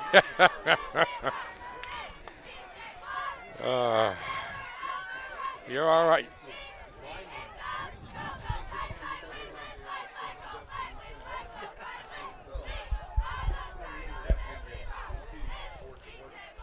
Out low. 3rd and long. And That play's Shelton going nowhere. Is unblockable. Shelton and Porter. This Ledyard offense has become offensive at this point right now. It's just so predictable, so easy to read. And these guys like Shelton are just teeing off. And now you got Green walking to the sidelines, nicked up. And, I mean, right now, Ledyard can't block Fitch. Fitch can't hold on to the football. Nope. I mean, it's ridiculous right now. These two teams are so out of sync. Eddie will punt from the 10. Greaves at midfield, awaiting the punt with the wind from Eddie. High snap. It's over Eddie's head. It's in the end zone, and there is the first mistake that can't be undone. 2-0 Falcons. There's your highlight, Peter Wappy. A high snap out of the end zone for the first points of the game. 2-0, Fitch on top. We saw the previous punt snap sail high. Eddie made a great play. That time it was over his head, out the back of the end zone, and that's how you score on the mistake that can't be undone. 2-0. So bottom of the 8th, 6 outs left to go. Got to get 2 runs at the top of the 9th or else the game's over. Yeah. I mean, we saw. What do you say? You know, we saw these two teams, and we said it's gonna come down to who makes a mistake that can't be undone. And there's one you can't be undone. It's 2-0. Now, tell me there isn't a part of you that wants to see Ledyard line up for like a 34-yard field goal to try to win this thing 3-2. Yeah, right. At the end of this. Yeah. So it doesn't matter how many points they win by. The Falcons are, in fact, on top right now. What is the Waterford score? What is the Bristol score? And what is the Stonington score? That's what we need to effort. Find out what the latest People get on it. Because it doesn't matter if they win 2-0 or 22-0. It's just, win's a win. So Eddie will kick it off from the 20-yard line for Ledyard. Bangs it. Greaves grabs it at the 40, puts it on the turf, picks it up, heads straight up the middle, has a big hole, breaks a tackle, and Eddie, the kicker, knocks him down at the 31-yard line. So Greaves put it on the turf, picked it right up, and good return to the 30. So if Fitch wins the game, if they do, in my interview with Mike Ellis, Mike, be careful, the ball's on the turf. Don't step on it.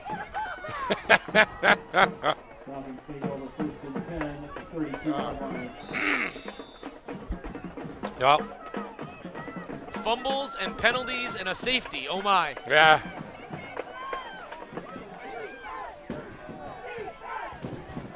Perry drops.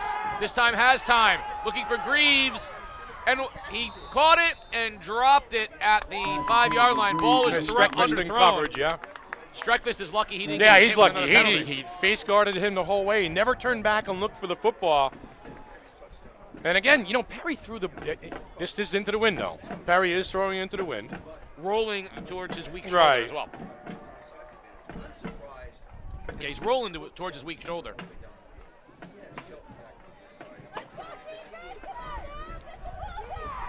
After this play, we'll give you some updated scores. 2nd down, handoff to Williams. And Santagata wraps him up immediately. Peter Wappy, what do we got? So end of 3rd, East Lyme leads Waterford 14-7, which is good for Fitch. In the 3rd quarter, Westerly ahead of Stonington 21-7, bad for Fitch. Bad for Fitch. And at halftime, Bristol Central 16-8 over Bristol Eastern, so bad for Fitch. So 2 of the 3 things breaking the way Fitch doesn't need. And I'll tell you right now, at the end of this thing, Mike Ellis said we didn't deserve to go to the playoffs off of this performance anyway. Yeah. Perry out to Greaves. Breaks a tackle. Cuts inside to the 20-yard line. He'll have a first down. They'll move the chains. I know that he won't say this, but I mean, if you were a spectator coming today, if this looked like a team that should be in the playoffs, not this team. The way we saw against East Lyme, yeah, but the team that showed up today certainly didn't look like a team that belonged in the playoffs. No, I don't want you to ask. But I'm saying, like if I had never seen Fitch play today, play before rather, and I came to this game, I'd turn to the person that brought me and went, this team's a playoff team? 7-2?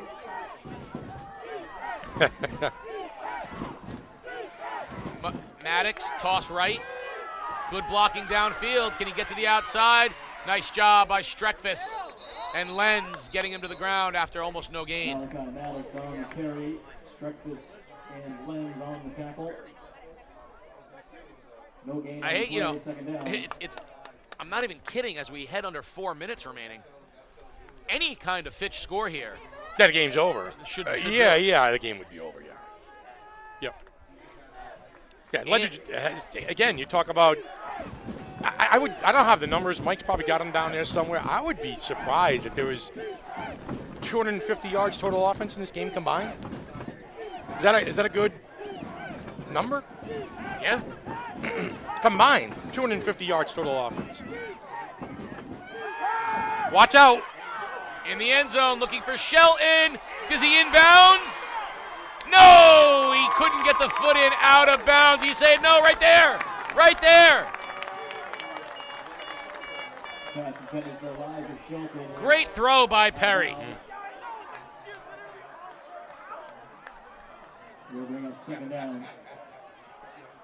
Shout out to our guy, Sean McGuire.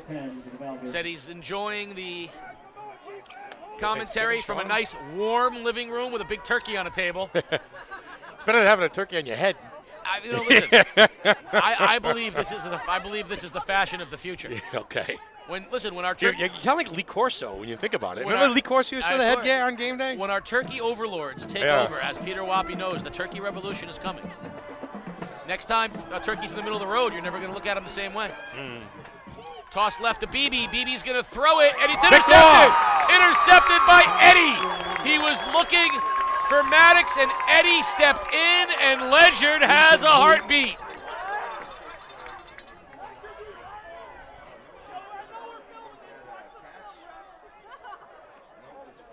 Oh, they called it incomplete. They called it incomplete. There was a highlight.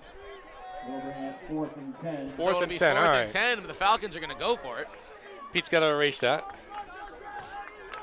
223 total yards. Yeah, what'd I tell you? I was good. I was pretty good, right? You'd be good if the price is right. Yeah. I went over, though. Well, yeah, but I went over. But that's all right. Yeah. Good adjustment there. Right. Wow, I was pretty close. 27 yards off. Wow. 4th and 10 from the 20. Mike's going to call a timeout. Timeout? Yeah, I mean, when you do the math, when you see these teams playing the game between the 10 and the 40, and you get 30 yards a clip and X amount of possessions and stuff like that, 223 yards of total offense. Think about that. 2 weeks ago against East Lyme, we saw the fullback have 270 yards on the ground by himself. Yeah, and now they can't even get that, total. We have a timeout right here, so we'll let you know this timeout is brought to you by CRAC, bringing the light to mental health through opening doors and opening minds. You can learn more at cracct.com. All right, Sports Doctor. You can't see, you already named pumpkin. What is the go-to dessert for the Sports Doctor on Thanksgiving? Is it chocolate cream pie? Chocolate cream pie. Solid pie, yeah. Pecan pie. Is it pecan or pecan? It's not pecan. It's pecan pie, though I have friends in the South who tell me no, it's pecan. But it's pecan pie. I like pecan pie. I do love whipped pecan cream, pie. A little dish ice cream on the side. Are you kidding me? Whipped cream is the gravy of dessert. Yeah, it is. Peter Wappy, what is the go-to dessert on Thanksgiving? Apple pie, but you gotta have ice cream. Gotta have ice cream. A la mode. You gotta go a la mode. Listen, I can't argue that. Standard. Is it okay to have whipped cream as well? Yes. Or just the ice cream? No. Warm apple pie. Gotta be with ice cream. Vanilla? Vanilla. Yeah, vanilla bean ice cream. All right. Yeah, here we go. 4th down. Perry to throw. pressured, looking for a man wide open in the end zone was Beebe, but he couldn't turn around in time, and somehow, improbably, Ledyard takes over. That was Lenz. Jacob Lenz has been a handful on the outside for this Colonel defense. Put the pressure down on Perry. Perry couldn't turn and square his shoulders. The other guy wide open. Beebe was wide open. He was literally uncovered in the end zone. Well, and then there was 3 minutes and 21 seconds left and 80 yards to go, or at least 70. Let's see what Ledyard can do.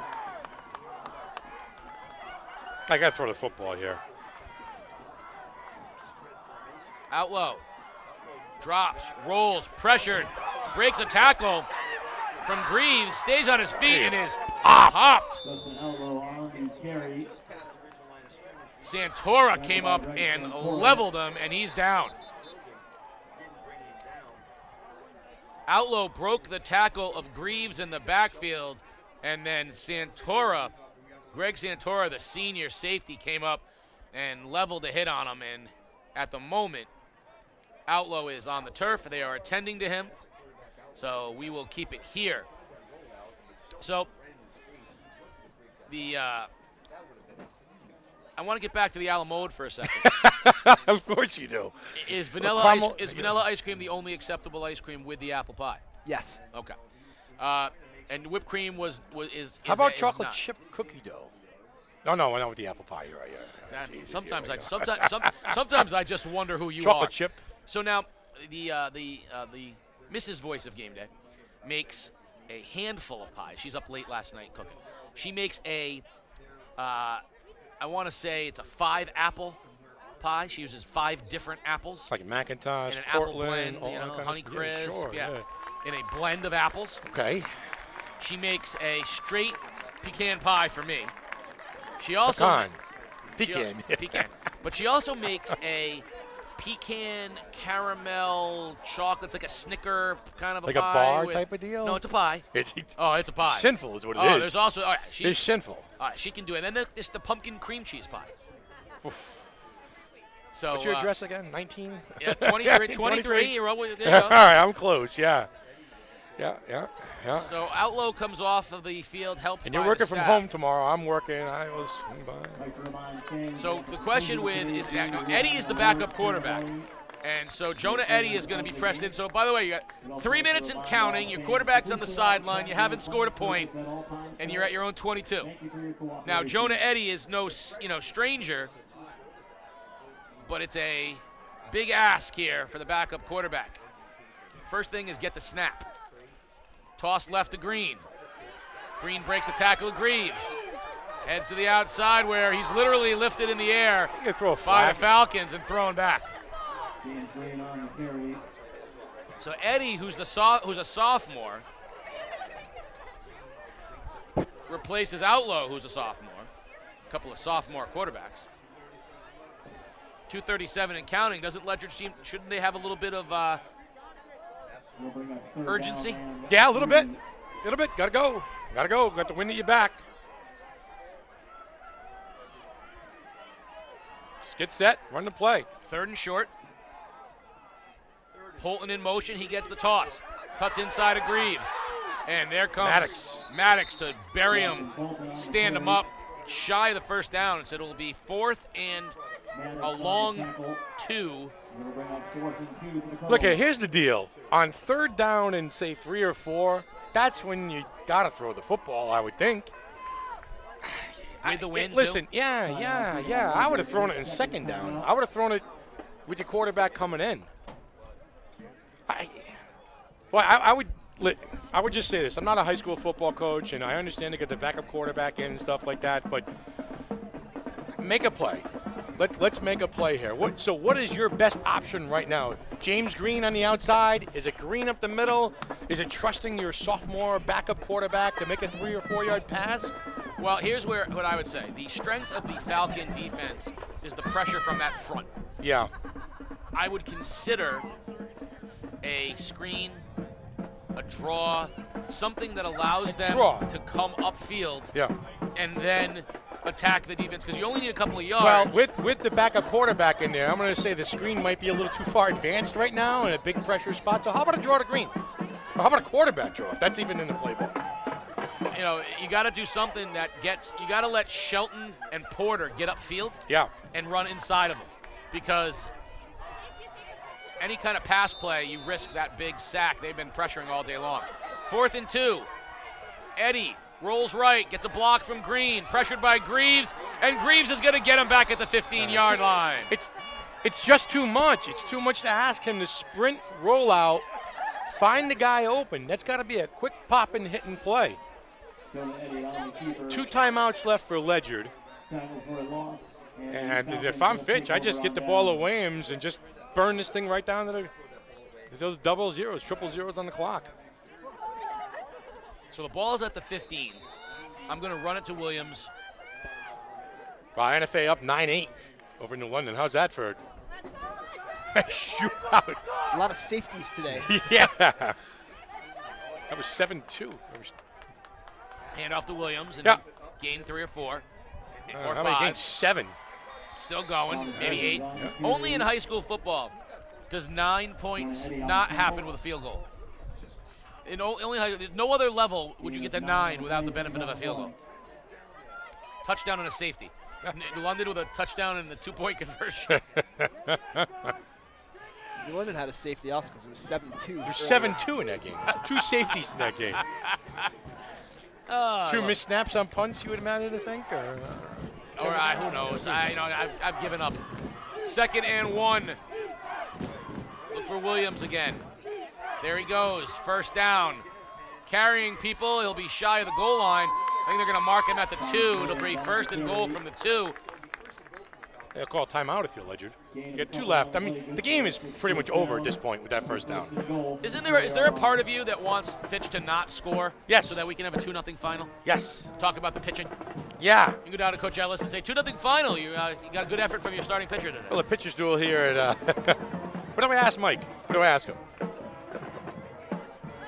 I mean, after a game like this, how do you know? I'll tell you what you ask. Hand off to Williams, is struggling towards the goal line. He'll be short. You say to him, if they win, you say to him, you finished 8-2. You're not likely to not make the postseason. But your team finished 8-2. Talk a little bit about the season's journey and the state of your program. Yeah. Because they made it. 8-2 is a great year. Yeah. Ledyard will fall to 6-4, but still a year that Coach Siricchio should be very proud of. Yeah, absolutely. And I think having done a full season, the only thing that I know for sure is that Killingly's the best team in the conference. Yeah. Fitch and Woodstock are the next 2. And then I really don't know after that. Dave Cornish, watching us from Florida. Dave, what is Dave doing in Florida? Don't they have prep? Is there a? Is there something? I don't want to make a joke, but is there a 6'9" transfer? 6'9" kid from Orlando that might be coming to Norwich? Or you never know. I can't speculate. No, I know what he's doing. He's getting some warm weather at Thanksgiving, Coach Cornish. It's freezing up here. Yeah. Dave's been spending a lot of time down there. He's making around. Boy, you're well deserved. 2nd and 1 from the 1. 57 seconds remaining. Williams, handoff, reaching for the end zone, and there's Perry on the keeper. No gain on the play. And no gain on the play. The last timeout by Ledyard. Their final timeout. Coincidentally, they're playing Don't Stop Believing right now, because all it would take is a turnover in a 99-yard return with 47 seconds left in the game. That's all it would take. And then guess what, Peter Wappy? If that happens, your game full of no highlights gives you at least 1. This has been a game of missed opportunity. This is going to be an extremely easy edit job for Peter Wappy. Yeah, 37-second highlights. Yeah. Because really it's been a war of attrition as far as which team's mistakes set them back the least. Ledyard's without, both outlaws at this point. Fitch's penalties and turnovers more than they probably had in the previous 5 games.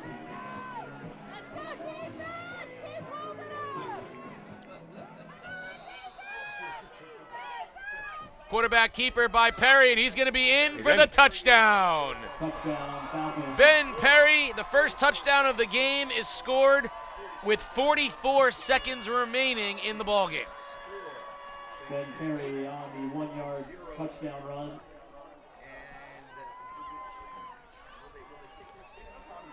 .44 seconds left in the game. Our first yeah, touchdown. first touchdown, yeah. There you go. And the swing gate, just for you. How is that? The rusty gate? Rusty cage, swing gate? Heaven's Gate. Heaven's Gate. Lions Gate. Yeah. Golden Gate. The bridge. Cabuso in for the extra point. Out of the snap and hold from Beebe. Beebe puts it down. Kick is up. That's strong. It's good. Well, 9-0. 9-0 Falcons. That will probably be your final score. That would be, by the way, our second team of the day that has 9 points via the touchdown safety route. Yep. So at the end of the day, the ECC will send one team to the postseason. Yeah.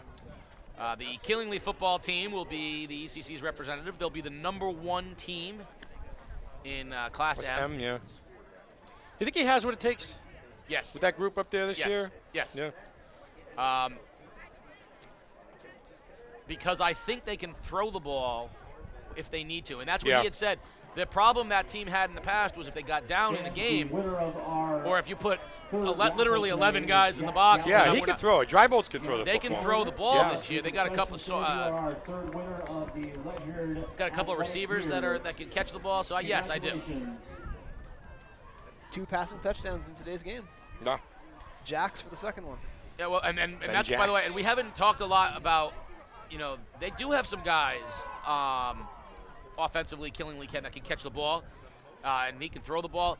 So, Peter, do you think they have what it takes to win a state championship at Killingly? Based on what I've seen, yeah. I don't know the Class M field from the rest of the state, but yeah, they look like a championship caliber team. Yeah, I think beating up on a really good Woodstock team today is a way to step into the postseason for Killingly. Squib kick from Fitch will be covered by Streckvis, and Ledyard will take over with 44 seconds remaining in the ballgame. Well, I want to take a second and just wish everybody from the crew and Mike DeMauro and all the guys on game day a happy Thanksgiving. Happy, healthy as we head into the holiday season. It's a very, very busy time. The holidays in general and Christmas and Thanksgiving, and we kind of forget the true meaning of things. And, just have a good holiday out there. Enjoy with, family and friends and eat, drink, and be merry and, whatever it is that you need to do. It's just, again, it's a busy time of year, but I think it's a time of year we need to, just give thanks. Eddie will throw an incomplete pass. Yeah, I mean, I'm certainly thankful for a lot of things, but on a day like today with, the game day crew, thankful for the guys standing out in the cold and getting this done, and for you and Mike and Peter, and it's been a great experience, and we're not going to be gone for long as the fall sports season. What a run we've had! We got to see the state champions Stonington Bears. We got to see some great volleyball and soccer action on the boys and girls side, and some great football action. So it's not done yet, and pretty soon, before you know it, blink of an eye, we'll have basketball in December. Toss to Poulton. Santora gets him by the shoestrings as he crosses the 30. Just be good to ourselves out there too, people. Just be good to be kind, be good, be thankful, be blessed every day. Peter, what is our first winter sports event of the year? Wednesday, December 8th, Coast Guard at Mitchell. That would be, of course, the game day return of Jalen Benson, the Mitchell and Mikey Bassetto, and the remainder of the Mitchell team. That's going to be a great game. A little couple of local teams, but Mikey Bassetto has been lighting it up in the early going at Mitchell. He's returned home, and he's back on game day. Went to Belargent, too. Ty Peretz, Hunter Belargent, yeah. It's an all game day crew there at Mitchell College. Well, there you go, partner. Another one in the books, 9-0. Clock strikes triple zeros, 9-0 your final. The Fitch Falcons will finish the year 8-2. Based on the scores we're seeing right now, they were not likely to make the postseason. They did not lose in the ECC. Their only 2 losses were to Fairfield Prep and New Fairfield. A great season for Mike Ellis and the Falcons, and despite not making the postseason, a season to be very proud of. For Coach Mike Siricchio and the 6-4 Ledyard Colonels, a lot to build on. Young group with James Green and the Outlaws got them going off this year. Some injuries and attrition, but as we look at the 2 teams at midfield, a sign of sportsmanship on Thanksgiving Day. The 2 coaches shake hands. Right there is what it's about, Sports Doctor. There you go.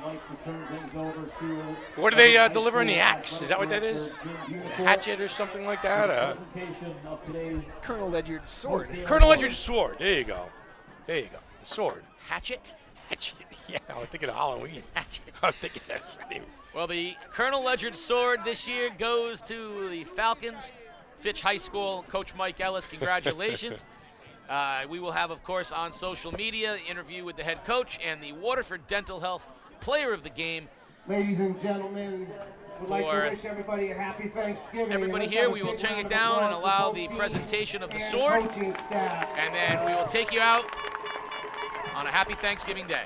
You've been watching Game Day live on theday.com. At this time, we would like to present the Fred Kramer Scala Athlete Awards, 1 winner from each school. First, our Scholar Athlete winner from Fitch High School, Tate Schreer.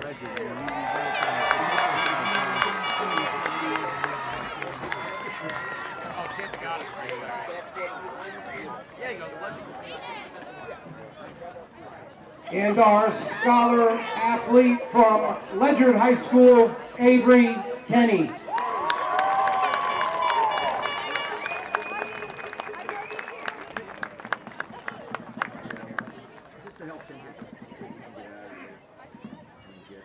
Our players of the game are named in honor of the first head coaches in history at each school.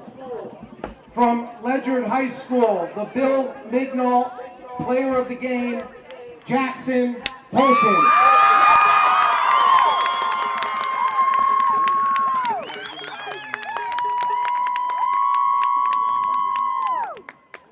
From Fitch High School, the Thomas Newell Player of the Game, Elijah Shelton.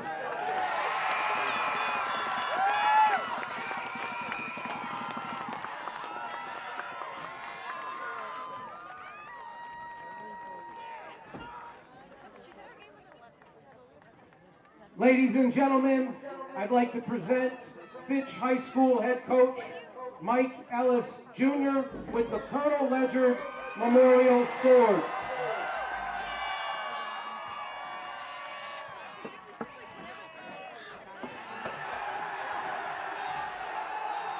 Happy Thanksgiving. Thank you for coming out this morning. Drive home safely and enjoy your holiday. Thank you.